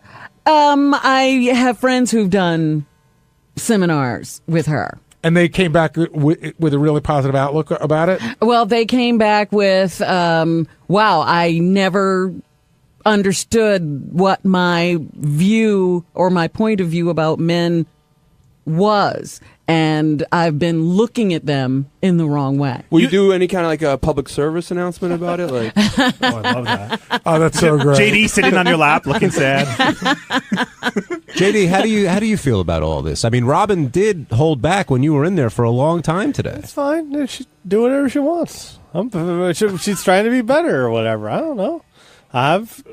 Good luck, Robin. I only tried to ask for information when JD was in there. If there was a question I thought would lead us somewhere, I asked the question. Yeah, led you. It was not good. JD is the go-to guy for information. I'm sorry. And Sal, this reminds me a lot of when you were going through therapy with your wife. Like you came in one day and all of a sudden everything became your fault. You really changed that day, and I was like, Sal, come on. I mean, there's two sides of the story here. Yeah, I mean, I know what Robin's going through. This will, like everything else, it'll phase out. It really will. One day, I mean, I don't mean that in a bad way, but you know, one day it's lemonade and cayenne pepper. The next day she's racing cars. The next day she's on horses. The next day she's skydiving. Now she's being nice to us. That's the craziest fucking thing out of everything that she's ever done. It's much safer for her to get in a car and go 120 miles an hour than to be nice to Sal Governale. Trust me. So you almost sound disappointed. You sound disappointed that she's being nice. I think everything she's doing is great. She's heading in the right direction. It's awesome. But Robin needs to realize at the end of the day, she's a great person. There's no denying that. So You don't when you emasculate us, it's all part of the game. So Sal, with your logic, you don't forgive your wife. You think she's a bitch, and you just live with her because you have no place else to go. You said it, not me. No, I think my wife is just fine. She's just fine. By the way, what a great compliment. Women love to be told that they're fine. Yeah, Robin, you're fine. Did you take anything out of that therapy that you now apply to your marriage? Yeah, I took money out of my bank account and I gave it to my therapist. Just lobbed that one right in there, didn't I? On Wednesday's wrap-up show, all the talk was about Roger Waters coming by and doing an interview with Howard. He doesn't do any interviews, and there's a ton of Pink Floyd fans here. Myself, Scott DePace, Gary. We don't agree on much, but we do agree on Roger Waters and how great Pink Floyd is. And here's how that conversation went. A lot of big Pink Floyd fans here. DePace is a huge Floyd fan. Jason Kaplan is a fan. Brian Phelan, myself. And I've seen a lot of concerts, and The Wall is probably, I saw it last year at the Garden, easily top 3. Just visually, it's stunning. The album's great. And but with Waters coming in today, you wondered what kind of interview it would be with Howard, because Howard's a big Pink Floyd fan, not as big as some of the other guys here, but definitely a big fan. But Waters very rarely does interviews, and to hear him speak about the issues that he dealt with both personally and with the band, pretty incredible. I knew, he's had issues with his dad his whole life. That's what a lot of his work is. I mean, the last album he did with Pink Floyd is basically about his father and the war. But to hear him tell those stories to Howard, what it's like being out on the road, why he's not touring with Gilmour anymore, and how Pink Floyd continues to be such a crazy draw, I thought that was really fascinating. But my favorite part, Ted, and I want to play this clip, was when Howard asked Roger about the story of a fan, him spinning on a fan, and if it was true, and that's why he built the wall. And not only did Roger admit it, but he sort of acted it out a little bit. Hit one, Ted. The Wall to me is like one of the angriest records ever. So to me, I mean, I love that story about how one night you got so fucking angry on stage that you spit on somebody in the audience, and that's where the idea became that you wanted to build a wall between yourself and the audience. Is that correct? It is. It is. To my eternal shame. Why did you spit on a member of the audience? Because he was climbing up the front of the fucking stage. What? And so I can't remember. But thank God for that fan, because that is the wall. And what's great in that clip is you got to hear both Roger Waters. You heard the subdued British interviewing, and then when you heard the anger come out, you're like, yeah, that's the guy we're sort of into. So Gary's not here yet, but a fellow Pink Floyd fan who I believe I'll be attending the Yankee Stadium show with, if we can get the tickets, is Scott DePace. You're going to be my date? I'll be your date. All right, nice. What a great interview, huh? Now, I know you have very strong opinions about different guests on the show, but when Roger Waters walks in, you said this is the interview you're looking forward to. Was this your favorite interview ever since you started working here? It was definitely top 2. And I can't even think of the other one. So, yeah, it probably is. Now, I know I'll vouch for your Pink Floyd fandom, and I'm sure you'll vouch for mine, but a lot of what Waters does is anti-war, protest, a lot of the things that you're against. Is that tough for you, being a fan of his? Listen, I'm not pro-war. I know how you feel about Elton John, so I wonder how that translates over with Roger Waters. I'm not pro-war either, but yes, I do try to avoid that part of his thing. So if we go to the concert and he makes it an anti-war concert, that'll be, that'll suck. You can't enjoy the music? I can, but not with, I've heard reports that he had the pig up there in his last concert and with said, the Bush impeach message? Bush. Yes. That would have made me want to walk out. Yeah, he does. Impeach Bush is written on the pig's ass, actually. And if it is again, I'll have to think about walking out. You're not walking out. Who are you kidding? Well, I'll bring a BB gun and shoot the damn thing down. Now, get thrown out of the concert. You're not going to shoot the pig. That's one of the best parts of the show. But hearing Howard interview Roger, did you learn anything that you didn't know about Roger beforehand? Well, I learned that I like him a little more. I'm actually a little more of a Gilmour fan. I always took his side in the argument, But I did learn that Wish You Were Here story I thought was great. Yeah. Where Gilmour just had the guitar lick and then Roger basically completed the song, So that was special. But so many musical legends have been up here. McCartney for one. There are others. Why did Roger? Now, people who aren't Pink Floyd fans don't know that he doesn't do a lot of the interviews. Period. Let alone talk to Howard. Right. And I just spent, I'd say, all of my high school years and some of my college years getting stoned listening to Pink Floyd. I think most people do. I think it's part of the success of Dark But Side now of the Moon. you're a Pink Floyd fan, but you didn't get stoned, right? Back then, yeah, I did. Oh, you did? I got to ask you, Scott, because I just got to know, did you, at any point in your life, did you do the Wizard of Oz thing with Dark Side of the Moon? No, well, yeah, we probably tried it and it didn't work. But So it works at some points. Yeah. My son tried it. I'm hoping he wasn't stoned. Why did everyone think it was so strange that you're going to go with your son to see the show? I don't know. I mean, some people think that like kids should go do the thing. And by the way, I don't do everything with my son. Like they go to the Jet game. Him and his buddies go.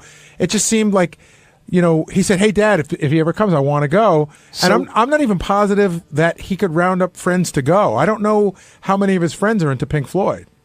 But he is really big into time. it. So he's really big time. He's a stoner, Gary. Yeah. Well, you got to be into the wall, that's for sure, if you're going to go see this, not necessarily Pink Floyd. Does he know more than 2 or 3 albums? I think he's, here's a funny thing. Like, I don't know that he knows albums anymore. Now you just get Pink Floyd's greatest hits. Yeah. Like, I don't know that he knows Dark Side of the Moon or The Wall as a conceptual album because kids don't just listen to shit that way anymore. I just know that when we go up skiing, I can hear in his iPod the song's going on. Like, he'll listen to I turned him on one time to Shine On You Crazy Diamond, the long version. Yeah. I think it's 18 minutes long, right? Yeah. Which part? The one that's 18 minutes long. And I said, it's such a great song, you got to hear it. And afterwards he goes, Dad, the song's 18 minutes long. And I go, yeah, but then I caught him listening to it like 10 more times. Yeah, the point when you get into animals, you're a stoner. Yeah. I don't know, but he's not into, that's the thing, he's not into albums. He knows that this is off of this and this is off of that, but I don't know that, he may have Dark Side of the Moon on there, but probably he's got there's a 2 or 3 CD greatest hits that's got everything. Beginning to end, can you come up with a better album than Dark Side of the Moon? I'm talking complete album. Well, I mean, I could throw Born to Run up there. I could throw... No way. I could throw Hey Jude. I could throw Sgt. Pepper's up there for sure. You think that Dark Side of the Moon and Sgt. Pepper's isn't a discussion? I think it's a discussion, but I think there are more holes in Sgt. Pepper than there are in Dark Side of the Moon. I'd make that argument. But I love Dark Side of the Moon. Don't get me wrong. Time is the best song, right? No, we've had this discussion. No, I love Great Gig in the Sky. Vince, you're on the wrap-up show. Hi, Vince. Hey, guys. Hey, Gary, first of all, like you, my son's the same way. He's 13 years old, and for whatever reason, he just fell in love with Pink Floyd. So, well, according to Scott, he's a stoner. Yeah.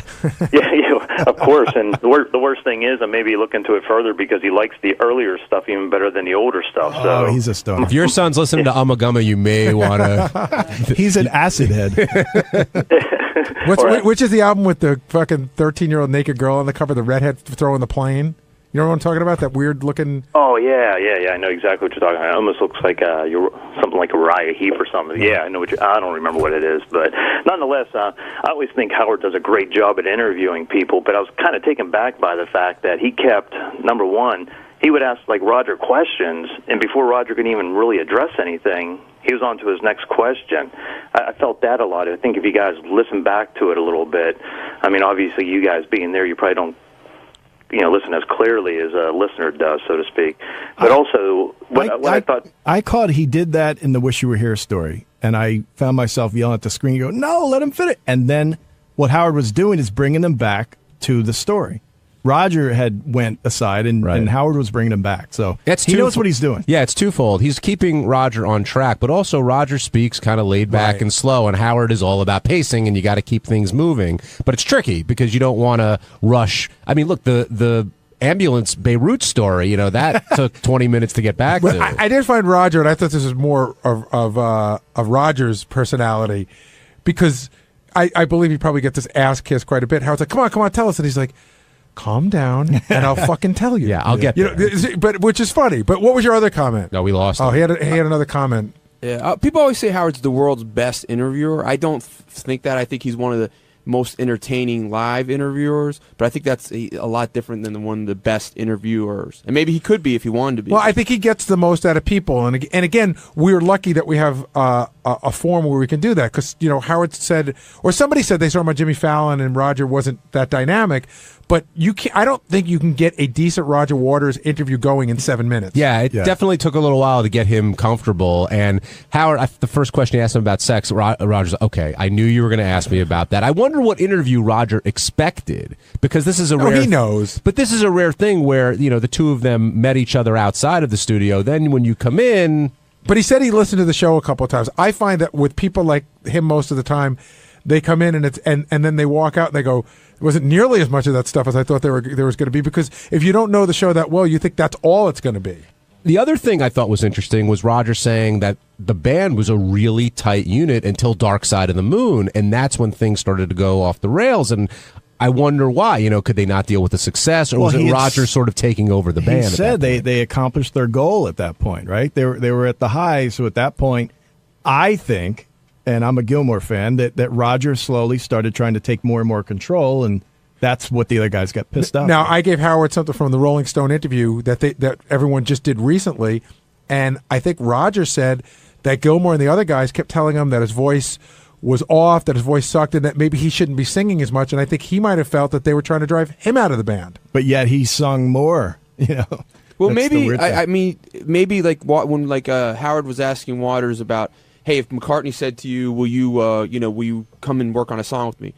And Waters says, I'm not someone that really likes to collaborate a lot. So maybe it was more of that.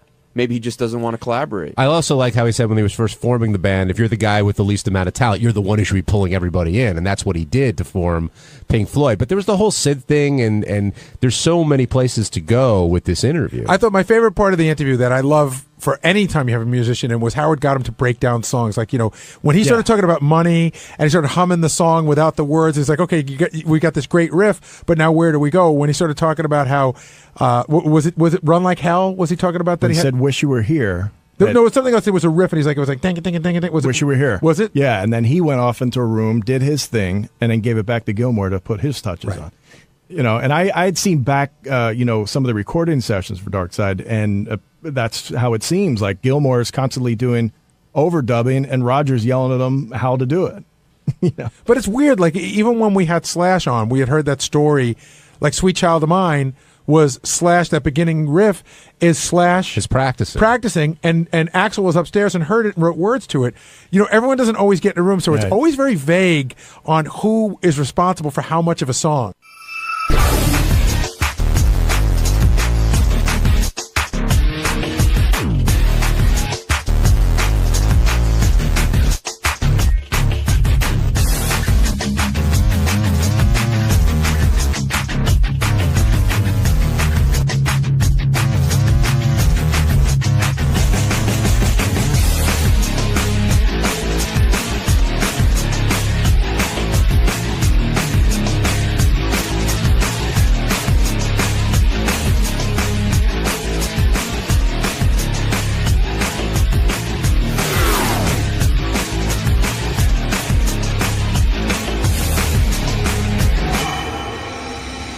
Lampanelli, comedy's lovable queen of mean, or the cunt of comedy, as you may know me.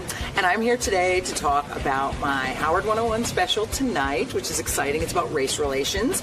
I'm also here to talk about my HBO special, Long Live the Queen, and also probably to talk about a lot of guys who tried to touch my feet. Ugh. Lisa Lampanelli, a good friend of the show, is coming in to promote her stand-up special. Lisa Lampanelli, Long Live the Queen. Ah, look at the Queen. Look at her. And where is this special airing? On HBO. Wow. Hi, Artie. What's up, Liz? Hi, Howard. Good to see you. And, now, is this live? No. They taped it. We taped it in Santa Rosa, California in November, and it was so good because they have a racial mix out there, as you know, which I know. Mm-hmm. I need that, like Sal, the consummate professional comedian. Right. You like to take the edge off the audience. Were you jealous when you heard that Sal called the black man King Kong in his audience? Yes, I absolutely was, because, if I was clever, I would have thought of that myself. Yeah, why don't you ever think of things like that? No, I go straight to just plain gorilla, because, it's not clever, and I make my racial point. Lisa, what a it seems retard. like this is your year. While the whole country is suffering, you are doing well. On the rise. It's great. Your career is going up. I know. It seems like people are turning to you, Lisa Lampanelli, for their entertainment. Well, I must say, I was in Washington this past weekend, and the racial mix was out in full force. Yes. It was fantastic. Good opportunity today to be in Washington. Hell yeah. Oh, my God, I got two guys' phone numbers. Were you at the inauguration? No, I was not. You were not? No, but wouldn't that have been great for me? It would be like a 1,000,000-man march right up my cunt. Lucky you. You look great. Thank you. Are you losing weight? Yes, I did. I went down a whole size. Look I'm at so happy you. because I started working out. Yes. I have this personal What are trainer you who comes to doing? my house, just aerobics and then weight training. And I'm eating my little nutrition like I told you last time, my Right. 6 small meals a day. Right. But I got into exercise because I started writing my book, Yes. Chocolate Please, Right. because it's about all the black men that I had sex with. It's kind of sort of like reads like Schindler's List, but with a less happy ending. So I was writing this book, and honestly, as already knows, and you know too, Howard, when you write a book like that, you're dredging up your whole life, and it's Yeah. really painful. So I'm like, well, I'm not allowed to fuck, and I'm not allowed to eat, You're so I still might as on well a work fuck out. restriction? No, I started having. Okay, I didn't really have a fuck restriction. I had a dating restriction. Yes. So I had booty calls, but now, as of September, I'm allowed to date. So I've been having dates with guys with jobs and Who, everything.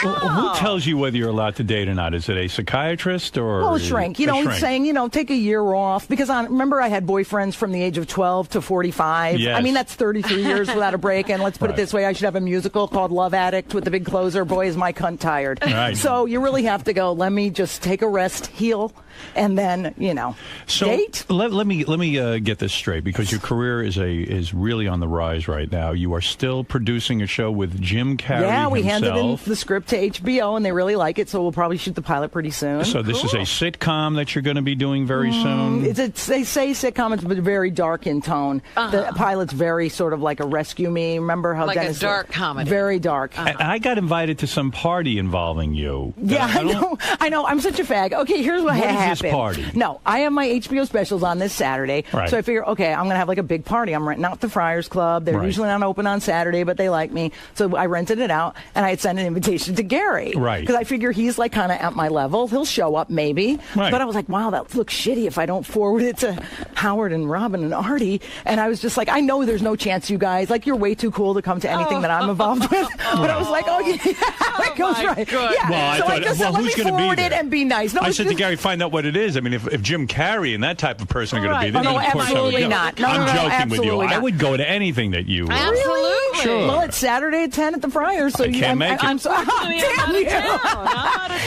Oh, Robin. I'm a bed. 10 o'clock. I can't stay up that late. Did you send me an invitation? Gary was supposed to. Oh, I didn't get So it. I hope he did. Yeah, I mean, I'm on the road. Artie's excuse is he didn't get the invitation. Right. It's okay. No, it's like the thing where you go, wow, I have to invite people. So what are you because doing? guys You're having cool. a viewing party of your special Yeah, because it's at the premiere. Friars Club. Yeah, and it's your all friends and family, Right. pretty much. And a couple of people from HBO because you have to invite them. Right. So Teddy, that's book nice. me a road gig for Saturday.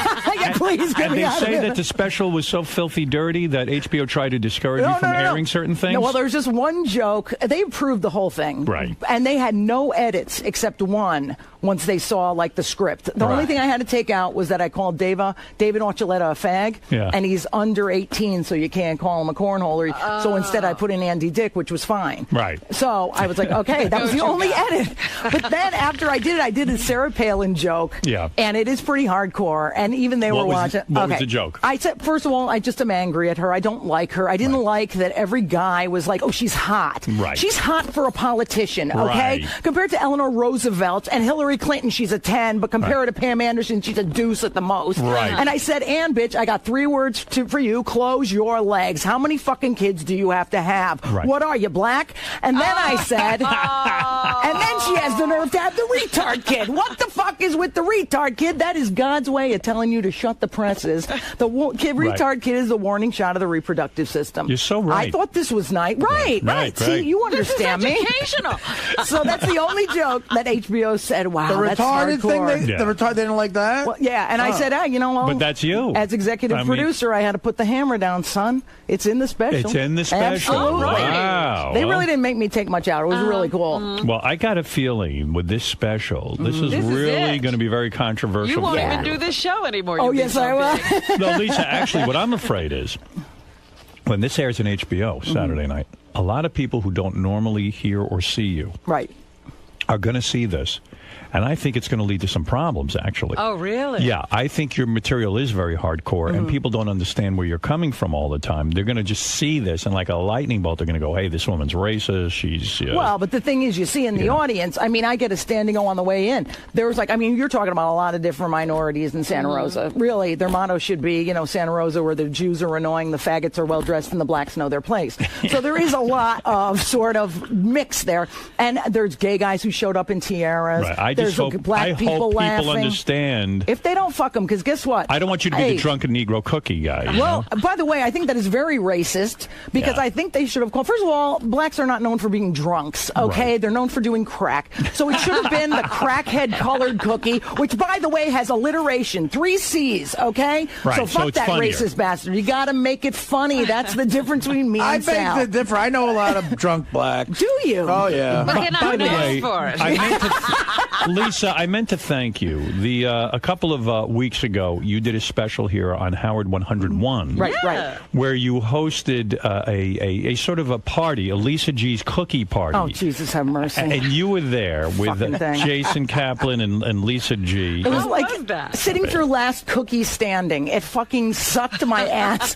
That party was so bad, it sucked the funny out of me. First of all, I love Lisa G. You know she's my enner. But let me tell you right now, I show up and she has a tiny freaking apartment. You had never seen the apartment before. And it was the sweat. There's like 100 people crammed in. It was so sweaty. I was sweating like Kathy Griffin at a Carrot Top lookalike contest, okay? I mean, police. So then I walk in and it's all Jews. And I'm like, what is this? Well, the Jews. It's all Jews. There's no Catholics. So can't relate to anybody. Then I'm trying to make dirty jokes and just kind of keep it alive. Yeah. And then we had technical difficulties. I was like, I got to tell you, I would tried, not have. Howard. I tried. Listen, I love you for that. Nobody but can make I that felt thing so fly. bad for you, and I even said to Tim, Lisa's better than going to Lisa G's cookie party and hosting it. I mean, if Why anyone, is Lisa G's party even broadcast? I don't know. Because Miserable Men wasn't available that night.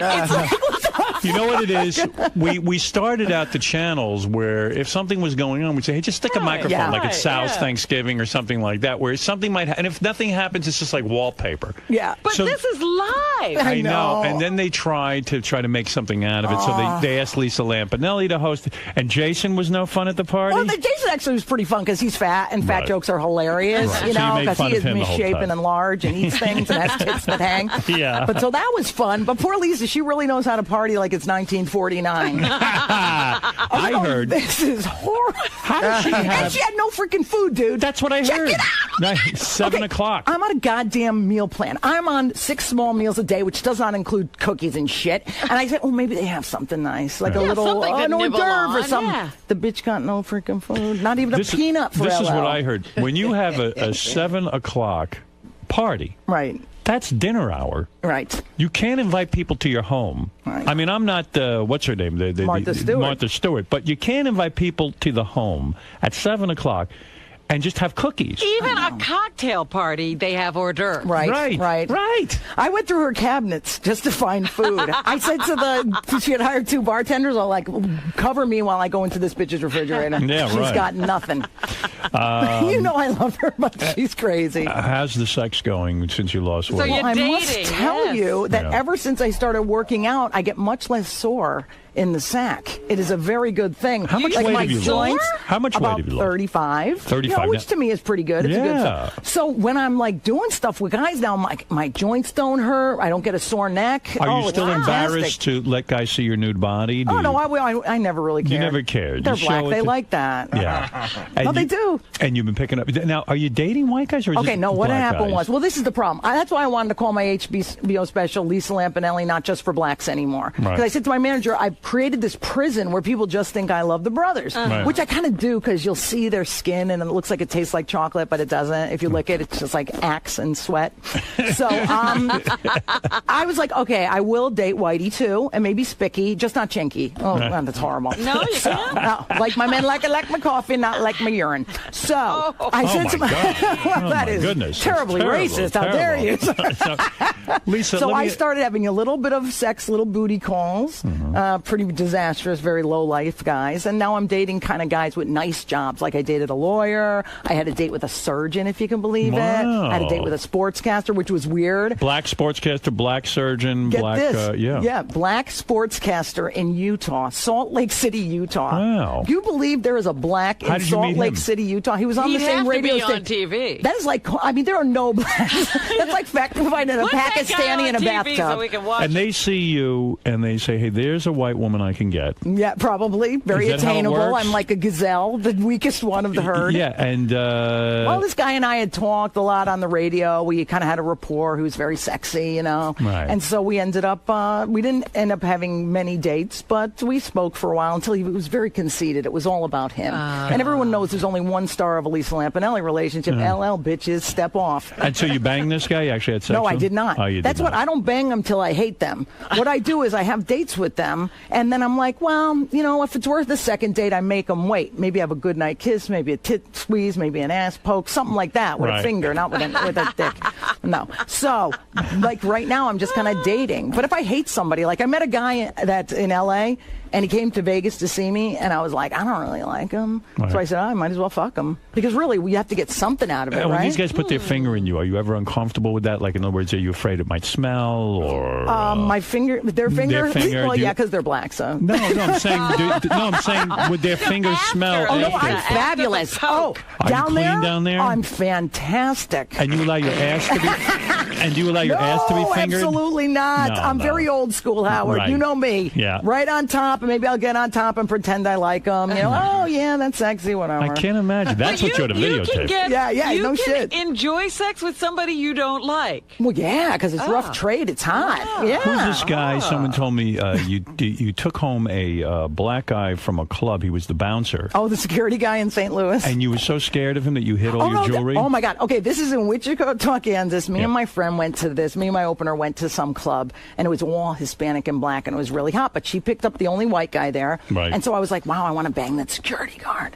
So I was like, okay, I'll take him home, but I don't know if he's trustworthy. So what happened was me, her, and the white guy ran to my room first before he got there, and we cleaned out all my jewelry because I have a lot of diamonds because, as you know, I'm very wealthy. Right. So we took all my diamonds, my computer, everything out of the room and locked it in her room because what's the white guy going to do? What's the worst a white guy can do? Fix my laptop? You know, it's not going to be any harm. So it ends up the next day at 10 a.m. ends up the guy didn't steal nothing because there was nothing left except he was the a iron. nice guy, There was it turned nothing to out. steal. You were exactly. inappropriate. You were wrong about it. I probably would have been right if I had a chance to, Robin. You never know. Right. This guy was rough. So what's going on now? You're in some sort of rehab. Well, I know I had gone to the food rehab. Yeah. And now I have my meal plan. Is that AA, though, associated? Well, I was going to OA for a while. But, Overeaters they started Anonymous? boring me at Overeaters Anonymous. I don't even go to the meetings anymore. I'm doing it on my own. Why do they bore you? In other words, hearing these women whine. Oh, they're so fucking fat. It's horrible. Right. No, what had happened was they really annoy me because they won't let you mention specific foods. Like, they're that strict that What they do you won't. mean? Like, in other words, at AA, you can get, man, I was really bombed on scotch or whatever. Right. Here, you can't even say, hey, I ate a lot of cupcakes over the weekend and I hate myself for it. Some bitch was actually, you're not allowed to say because it might trigger someone to overeat. You mean some people will hear... Yeah, no, I swear to God, go to People any will OA hear cupcakes. Exactly. And they go, hey, that sounds good. I'll go eat it. Exactly. So the deal is... And it doesn't happen if somebody says Jim Beam That's what I'm saying. an AA meeting? Yeah, because some Weird. bitch was there on her birthday. I picture you on your sitcom, like, mentioning cupcakes and the big stampede where you get trampled. You're right. No, there was some bitch who goes, it's my birthday today. And you know what? I'd really like to say I'm very proud that I could celebrate with you guys and not a round thing with candles. Right. I'm like, look, you fucking cunt. If you can't say cake and avoid it, then go and overeat yourself to death because you're fucking stupid. Yeah, you're not going to make it in that program. No, absolutely not. So it's good. I mean, it worked out for you. You left there. You did things on your own, and you've lost 35 pounds. Yeah, and I said to myself, you know what? It's going in the right direction. Like I said, with the men, I have enough self-esteem to go after guys with real jobs now. So And it's do nice. you consider yourself? Is this a sex addiction you have? I think I had a love addiction, definitely. love addiction. So now it's like being alone isn't that bad, and you have a date once in a while. That's what it sounds like. Time. You can't bear to be alone. Not Right. so much having. So the sex lures these guys in, and therefore they stay with you. Right. You Right. use sex to get friends. Yes, I use sex as a Yeah. weapon. Do you have any girlfriends at all, or Oh, yeah. women don't like you? No, oh, yeah. Lisa G's my best friend. Is Lisa G now hanging around with you? I heard something like she's now like idolizing you. Listen, here's the deal with Lisa G. She always says to me, "Oh, Lisa, you have to help me have fun. You have to help me be." No one thinks she's fun. That's She's not. Yeah. God bless her. She's not fun. I'm trying to get her fun because me and my friend Laura go on the road together. She's my opener, and I'm like, "Why don't you come on the road with us one weekend? Because at least we'll talk to guys. We'll maybe have dates. Sure. We'll make out or something." It's not like she has to let somebody stick it in her. Right. But it'd be nice if she just came by. Right. And she always goes, "Oh no, my chamber choir. I gotta play my violin." Yeah. I'm like, bitch, get laid, you know? Could you get her laid, do you think? Absolutely. Well, she's cute. Yeah. I'd have her put in something a little more low cut, though. I got to Yeah. be honest with Her you. outfits are a little Because she has conservative. a cute bod, Right. and she got a good face, Yeah. and her hair's nice. She gets a nice blowout from Yeah. some fag. Put a So little, what I think is put a that little makeup on and go out there Beautiful. and They hot pants. hot pants. Yeah. Lisa. I'm going to put you in hot pants, What? Lisa G. I'm at work. Yeah, but Lisa. No, Lisa J, I had dinner with you many times, and you always come with a little fucking Ann Taylor all the way to the top. And then she says to me, "Can your stylist help me put some outfits together?" And I was like, "Yeah, you never call her, you Jew bitch. You don't want to spend the $500 a day." Yeah, right. She knows she's a cheap motherfucker, this one. You should see her, by the way, arguing with the tip, too. Come on. I'm really? famous, Lisa G. I have to leave 25%. And she's always like, "Really?" 30. She leaves 30 plus. Sometimes So what happened? 50. You all split the bill, and yeah. I might as well just pay the whole thing. Just pay the whole thing. Fucking loser. Yeah. I can't take it. I'm just kidding, Lee. Lisa, so when it comes time to pay the bill, you don't like that Lisa leaves so much money on the table? I think she snatches it off.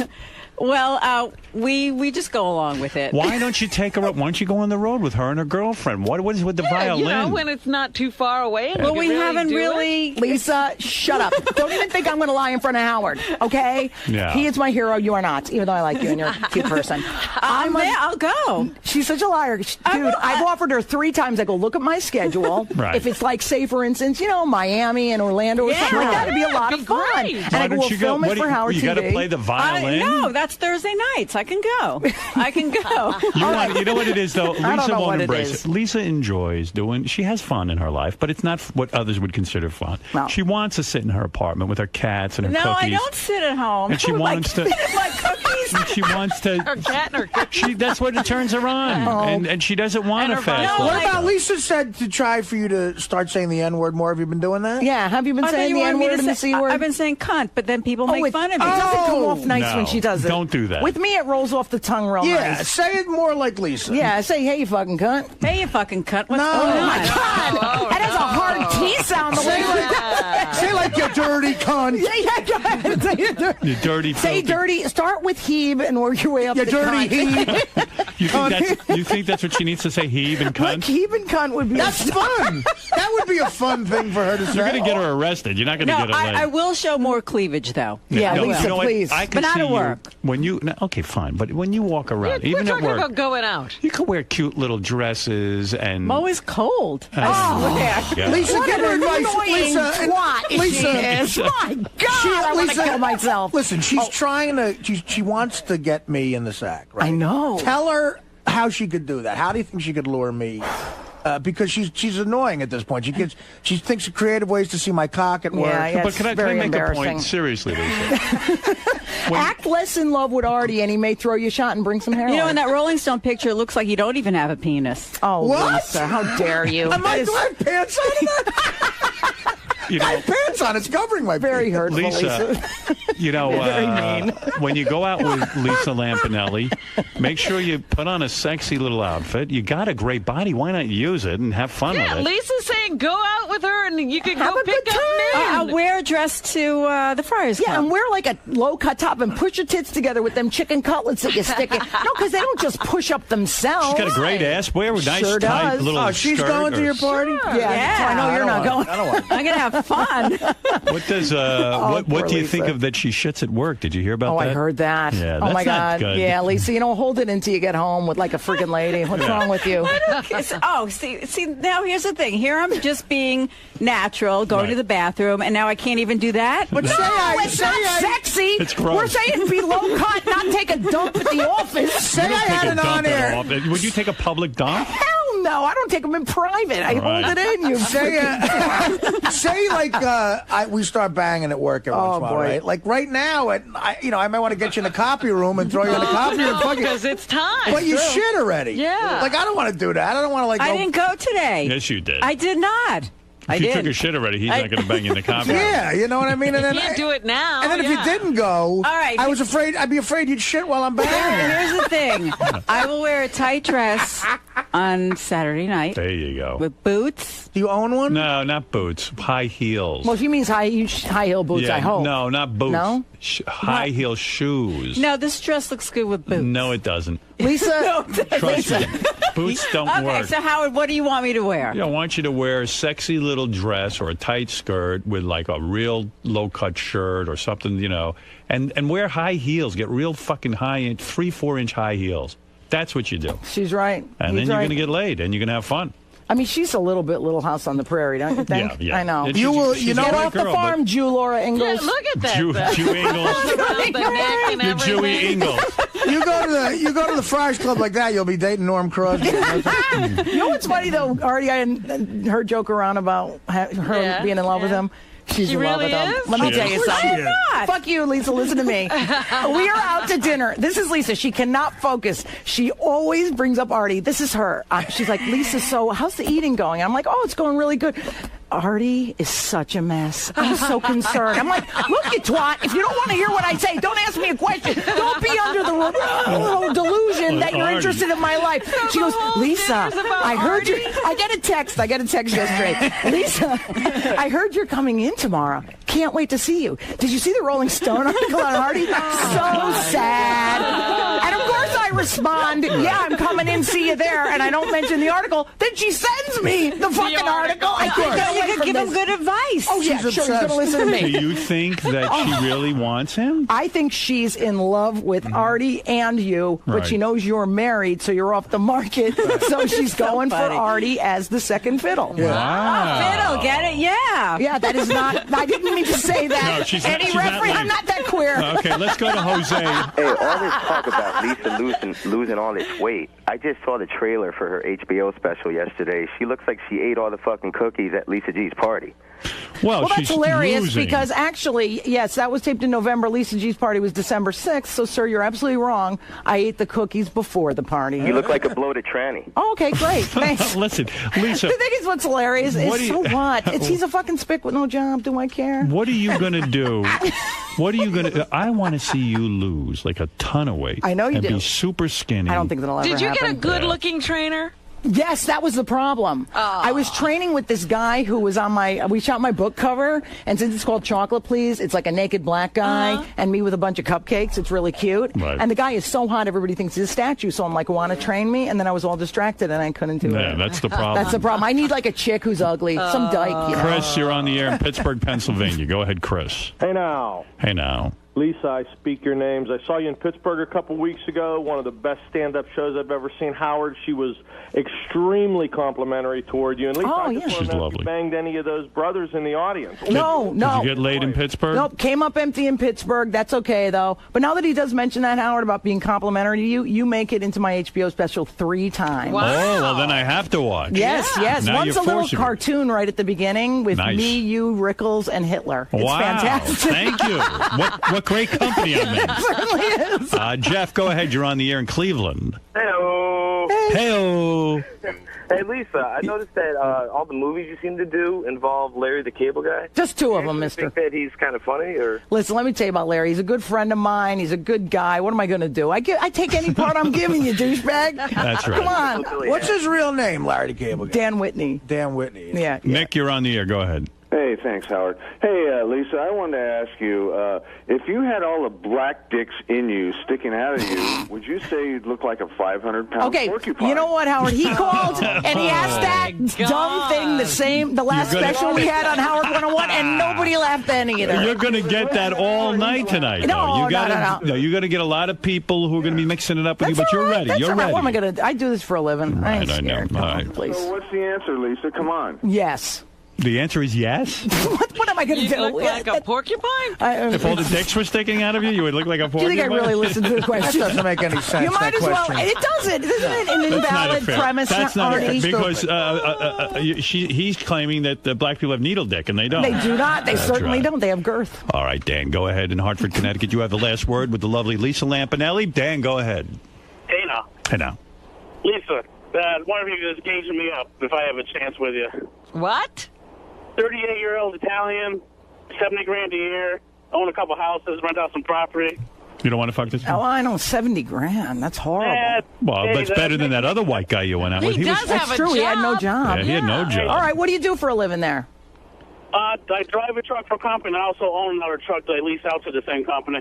That'd be kind of cool to date a truck driver because they're never around. Are you going to be able to handle the fact that she's making much money you make in a year in one weekend? What are you talking Why about? can't he handle it? That's fun. Lisa, let me put it to you this way. You said you get a sore neck when you exercise. No. I'll give you a new reason to have a sore neck. Oh, boy. All right, I guess Lisa's not interested. yeah. Lisa, how much money are you making now? Are you making millions? Well, Are you a millionaire now? Oh, well, come on, yeah, of course. Wow. I mean, really, Artie. You are a good Well, you catch. know how in comedy you make a lot of money, Yes. like real quick. So I Yes. save it though. I'm good with my Good money. for you. I got a good Jew over there, Bernstein. Bernstein the Jew? His first name is Jewy. Jew Bernstein. Just I don't know give it him. to anybody named Jew Madoff. Yeah, exactly. Watch Lisa Lampanelli. Lisa, you are a delight. You know that. I love you, man. You're having tremendous success. We all love you on the show. I love you.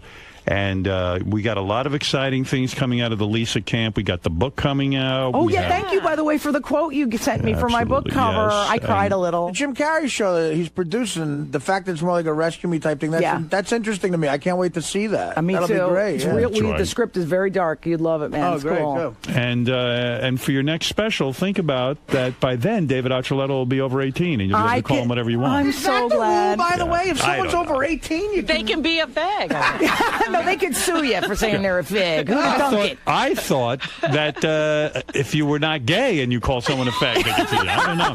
All right, Lisa, I love you. Oh, I love you too. Lisa Thank you, Lampanelli, guys. everybody. She's out there. She's banging lots of guys. She's doing it all. She's living life to the fullest and losing weight. Oh, Yes, thanks, she's you. That's doing right. it all. She's keeping it together. Hi, it's Lisa. It's me, Lisa. It was great in there. I think Howard's the best, and I think Lisa G's a dirty heeb, and I think Howard's a dirty heeb. I think Artie's a dirty wop, and Robin's a dirty nigger. I'm doing your wrap up. So let's go. Artie's a dirty wop. Lisa G's a dirty heeb. Howard's a dirty heeb. Robin's a dirty nigger, and Fred's a dirty Martian. I don't know what I Fred think is. also Robin's a dirty hooer, too. Right. Because she is a woman. Right. So she's a dirty nigger hooer. But a dirty, classy nigger whore. That's Because she's true. going to Martha's Vineyard where there are no dirty niggers. Just clean niggers in Martha's Vineyard. Hey, does Gary really have... So Gary should have the invitation for me? Yeah. Are you really going to go to her party? Oh, yeah. All right, I'm going to try to come at 10 o'clock. I would love, well, we start at 7, there's dinner, and then all right. the viewing's at 10. Unless so. I'm doing heroin. Oh, okay, thanks, Artie. That means he's not Hey, going to make it. Art, maybe you can go with Lisa. Lisa G could Lisa be G. your date. I'm good. Can you pick me up? You have a car? She'll hire a limo that night for you. Cat's out of the bag. What's your last name? Gregarious? What is it? Lisa What's your last Glassberg. name? Glassberg. Oh, my God. Glassberg. Good night, Noises Glassberg. You are on fire. That was fun. Lisa G, don't be mad at me. No. That was fun, though. I'd hate to make an enemy out of you. Please, she's making your life interesting. You should. I know. You gotta go on the road, Lisa, because I'm telling you, you haven't had any dick in you lately, and I'm getting very worried about this. She won't even tell me how long it's been. How long has it been? Too long. We have to be specific. I'll have to think about it. Okay, well, I'll let it go this time. But now that I'm dating nice guys with jobs, I may be able to introduce you to a nice Jew. You like the Jews? The heaves? You like the money dirty heaves? Lisa, what do you think Lisa G's issue is. Like, why don't you think she's getting laid? Just because she doesn't put herself out there in the right places. Like, she'll go to these faggy chamber musics and do a violin solo, but what guy really is going to be there? It's going to be like elderly guys, and they have wives and short, icky, limp dicks. I think she needs to go out with us, and then we go to bars and the cigar lounge, and we have a good time. You know, just make out with somebody, please. Right, okay. Please make out with somebody. I can't stay up late. I'm just like Howard. Yeah, but Howard has an excuse. He's getting laid all the time. You need to burn the candle at both ends. You got to say, look, I want a personal life plus professional, and then you sleep in the afternoon. Don't be such a fag. Okay. All right. There you go. Lisa's not going to be a fag anymore. I don't believe it. I don't either. No, I'm telling you, cleavage Saturday. You wait. You sure? I'm filming you for that. She was telling me in the hallway that she's always cold. She doesn't know if she's going to do it. I'm always cold. Yeah. I'm so cold. Chicks are always cold. I'm not. I always wear cleavage in a jacket. Oh, Look. good idea. Yeah. See, I'm smart. I have a stylist. Give her a call, Jew bitch. Well, you were great in there today. Thank you. It was fun. It was fun, Lisa. Sorry I picked on you. No, it was had to be fun. said. It was fun. You made Howard laugh. So Today, we'll have some sad news for you. So the menu you're looking at is outdated. Well, here's the one thing. So they change the soups every day. I have a list of the soups. I give up. Turkey chili. I'll get you turkey chili. That's good. I've had it there. Yeah. Turkey chili soup? It's like a turkey chili. Yeah, it's like a. That's what it is. It's soup. It's a chili. soupish. It's chili. Is it soup or is it chili? It's chili. Go ahead. Split pea, garden tomato vegetable. You don't want to get clam chowder. Chicken noodle, cream of broccoli. You don't want cream of potato and cheddar. Those are the ones I have. All right, I'll try the chili. It's good. But that's good. fattening, isn't it? Turkey chili? No. Give me the cream of potatoes and cheese. All right, and you want to wrap with that or just turkey chili? No, just turkey chili. You got it. See, I want over you. I get a great smoothie from a place up where I live, but I got to tell you, like there's a smoothie shop down at Rockville Center. It's like 1,400 calories. Right, I don't want that. Like you know, you should try that one place that you're talking about. That you looked at the smoothies. It's right around the corner. Good, Howard. I used to get them on my way home. I give up. I'm sorry. I checked the fat content. I don't know. It's not working out for me. I was talking to you during the commercials about my lunch. So Will sent me home with 5 menus from delis and stuff and places around here, like Pump, you know. 5 menus. He said, why don't you pick out some stuff you want for lunch since you hate your lunch so much? I hate my lunch. The whole baked potato turkey thing wasn't working. They weren't making it the right way I liked it. I like a potato microwaved, almost completely hard, like a hard ball. Really? Yeah. I like all the nutrients burned out of it. But anyway, but that's I got to do it myself, you know, and it's a whole hassle. So now I'm looking for alternative lunches. So I went home and I did my homework. Yes. I took out all 5 menus. I studied. I hate staring at a menu, but I looked at every choice and I picked out like 10 lunches. Okay. Which I'm going to do on a rotating basis. Pick them all out. Will comes back to me the next day. He goes, I called all the places. You eat lunch too early at 8:30 in the morning. They don't want to make lunch, and it's too much of a fucking hassle for them, and they don't want to do it. I go, fuck. I had a whole smorgasbord. Let me ask you something. And I know what smorgasbord things are, but could he order them a day before? No. Evidently not. Will knows how to do it. Okay. So then he said, I'm sorry, man. Now I'm back to that turkey sandwich, which I don't want to eat.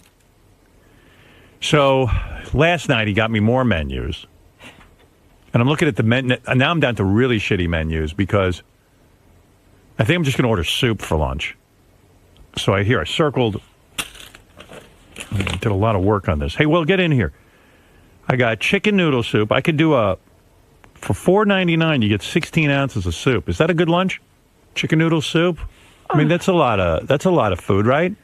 Well, It's got those matzo balls in it? I don't know what it's got in it. Then there's one called, listen to this, garden vegetable and navy bean.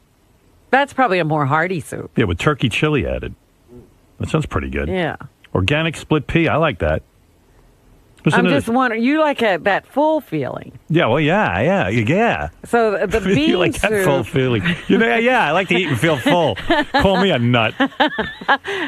Why is my lunch such a fucking hassle? Everyone around here. Because you're eating at 8:30. Thank you. I mean, that's what it is. So, but what am I supposed to do? I don't know. I'm hoping somebody hears this conversation. Maybe I should eat lunch at another time. Yeah, like what lunchtime. else? But I don't have any time. I know. Maybe you can eat something I to hit hold the you gym over. during lunch, and you know what I mean? Maybe you want another kind of breakfast. So I'm looking at the menu. I said, you know what I do? I got to get another kind of lunch. Oh, I see what you're saying. Another kind of breakfast. Right. Yeah, why can't... You could do that. Anywhere will do breakfast. All right, so look at this. They say here, they got make your own salad, but it's hard to eat a salad when you're on the air and you And only they have 2 probably minutes. don't have that set up, do they? I mean, they might be able to work it out for All how. right, what is this? What is a smoothie? Like, does that have... That's just fruit, sugar. Well, it could be yogurt and Listen to fruit. this. Berry crush, strawberry, raspberry, and blueberry fresh fruit smoothie. But I don't know, is that with milk? Well, it depends on who's making it. Well, wait a second. Here, Whether listen to it's, this. You know. The Pump is a very healthy place. Okay. They make something called Energy Shake. $6.89. This could be my lunch. Now listen to this. Cafe Vive with chocolate whey protein. Isn't that what that's what we advertise? That's protein. Whey protein. Yeah. Cafe Vive? What's Cafe Vive? I don't want caffeine. Oh, it's coffee. Okay, forget that one. Right. How's this? Fruits of paradise, rice milk. That sounds good. Pear, strawberries, blueberries, banana, pomegranate juice. You're acting like this is going to fill you up. It's a drink, Howard. Yeah, but that's enough for lunch for me. Yeah, sure. I'm pretty sure. Because what I see you eating over there is pretty hefty. Yeah, and I don't like it. It's too much for me. Too much? Yeah. You should try to get a breakdown of the calories and the sugar what's content. the calories? I don't know, but most places do that because smoothies are By one the of way, those you things. are officially gross. He was over my apartment last night for 2 hours. We had a meeting. He claims he had eaten improperly because I put out some nuts and fruit, and that he had something caught in his throat. You're sick. You have a cough. No. You were coughing every I know. second. I had one of those wheat Yeah, things. but you had a phlegmy, hacky cough. No, I just had something caught in my throat. No, you didn't. Yes, I did. You're sick. No, Howard. And during the meeting, I turned to Gary because he's in my apartment. I know. He's just like, and I go, Gary, are you okay? I was. I was fine for the whole meeting. You were snorting through the whole fucking meeting. I was fine for the whole meeting, and then in the middle I had one of those wheat check things, right? And like a thing got caught in my throat. It's one of those Dude, weird you were things. coughing for an hour. It wasn't an hour. Yeah. It was an hour. I'm neurotic. I know. I promise you that I was not sick at your house. It was one of those things where it got caught because it was fine. I want him in on the meetings because he understands shit.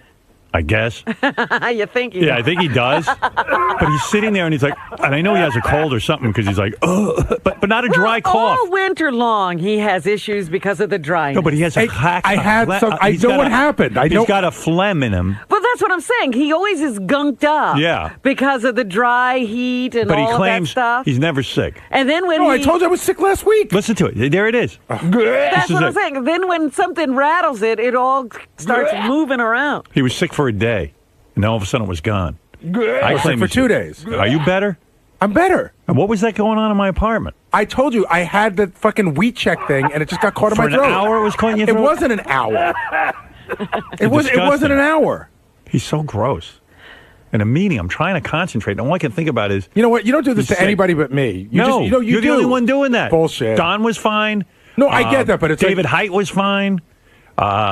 Tim was fine. Were they all looking at Gary while he... No, they Howard. heard. I bet you they were. No, Howard's one of those guys. Howard hears a noise. Like in the movies when it's hyper. It's Robin, every 2 minutes was this hacky, phlegmy for thing. like 10 minutes. No, not for the whole time. For like 10 minutes. You sound like you have fucking tuberculosis. But anyway. Black love. Meanwhile, thank God for him because I got so annoyed at this meeting. Really? It was going up to 2 hours. I stood up. I go, that's it. I'm done. Meeting over. I start yelling. I don't want to be in any meetings like this anymore. Get out of This is here. not what I got in radio He threw for. us out. He really did. I mean, he didn't say get the fuck out of my house like he was mad at us. I threw them all out. He was mad in general, and he's like, get out. It's done. Yeah. So we all flew out. One of these... I can't wait for the play. All I know is they were telling me shit that goes on here. I got so fucking crazy. There's a couple of Really? people going to get a talking to today. What's going on here? Don't fucking ask me. I'm on fire. So I stood up and I said, that's it. Everybody out. Robin, it was a lot like Get that outta scene in here. Larry Sanders where he goes, I want to be out of the loop. I'm Yeah, fucking done. that's Get what me I out. said. I said, guys, this is crazy. I didn't get into radio to be a manager. Yeah. I'm sitting there listening to budgets and management ideas. And I'm like, I said, I can give you creative ideas. You guys go fucking take care of it. It's just 2 hours I could have been reading the newspaper for tomorrow's show. Right. God damn it. Get out. But he said that too. He goes, "That's it." He goes, 2 hours of my life I want back. I could be reading the fucking paper for the show. Get out. Well, that's it. And he's phlegming all over the place. That didn't help. Oh, you know what it is? In my apartment, I built a little office for myself where people could sit and meet. I thought that'll be so cool. Now, I haven't had many meetings there because who wants people in my apartment, disgusting people with their dirty shoes and everything? This is what you think of after you have this thought that you want to have meetings. So I had the meeting, and I know I'm never having a meeting in there again. By the way, one thing about that, if I can make a suggestion, it was really hot in there yesterday.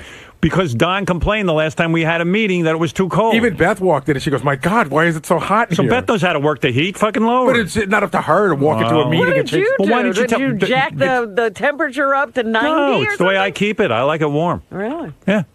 What are you? You are old. Yeah, I am. Good Lord. I felt like I was in Pompano Beach. But anyway, With getting Jesus. back to the smoothies, you have to be really careful. That's one of those things like people say, "Oh, I eat yogurt," and it turns out it's all fattening. Right. So here's what they put in it. Listen to this. Here's one. Green Magic. Like real green drink. Green Magic. Orange juice, pineapple, basil, avocado, strawberries, all in a shake. Now. Oh, God. No good? No, oh, God. Look at that shit you drink. Why? No good? It's all juices, which you know is sugar. Well, what can I put? What could I do? I mean, I got nothing to eat. I'm hungry. I just want to drink something or have some soup, and that'll be it. That'll be my lunch. I don't know. Yeah, I give up. I forget it. The soup you said with the beans, I think you would like. All right, get me that soup with the beans. What? What? Huh? Why do you ask me to look at these menus and then you act like you're a stranger? Soup with beans? Yeah, look. It was a says here. cannelloni something or other. Look.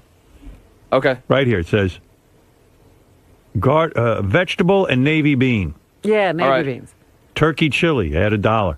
You got it. Or organic split pea. That sounds good. Time. So give me the garden vegetable for lunch today. Today? Not garden vegetable, the vegetable and navy bean. We'll do our best today. So You see what I mean? I can't get it. I'm the only guy can't get it. I don't know what to tell you.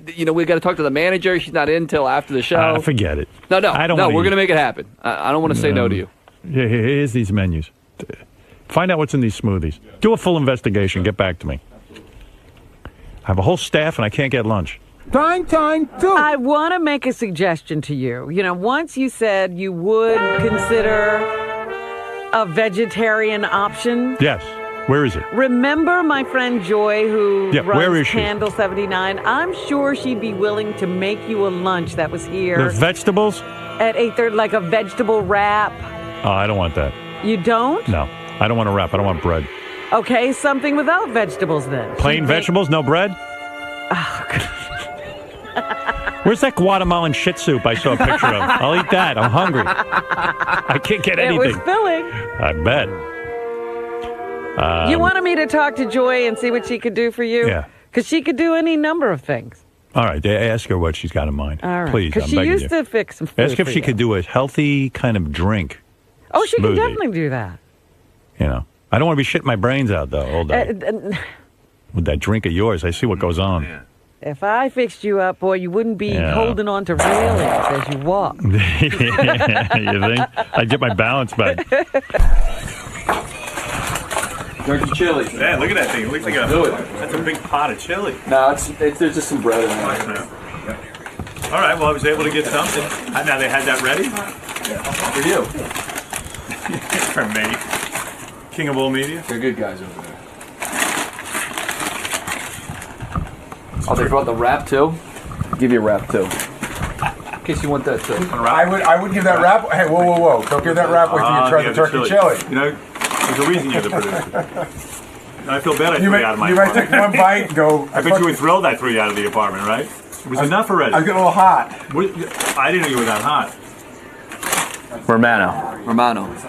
There seems to finally be some resolution with today's lunch. No, there's resolution for a day. Well, he seemed to really like the turkey chili. He liked the turkey chili. Tomorrow maybe he hates the turkey chili. Maybe he wants a sandwich. Maybe he wants a salad. Right, thank you. The man wants some variety, which I completely understand. You don't want to eat the same thing every day,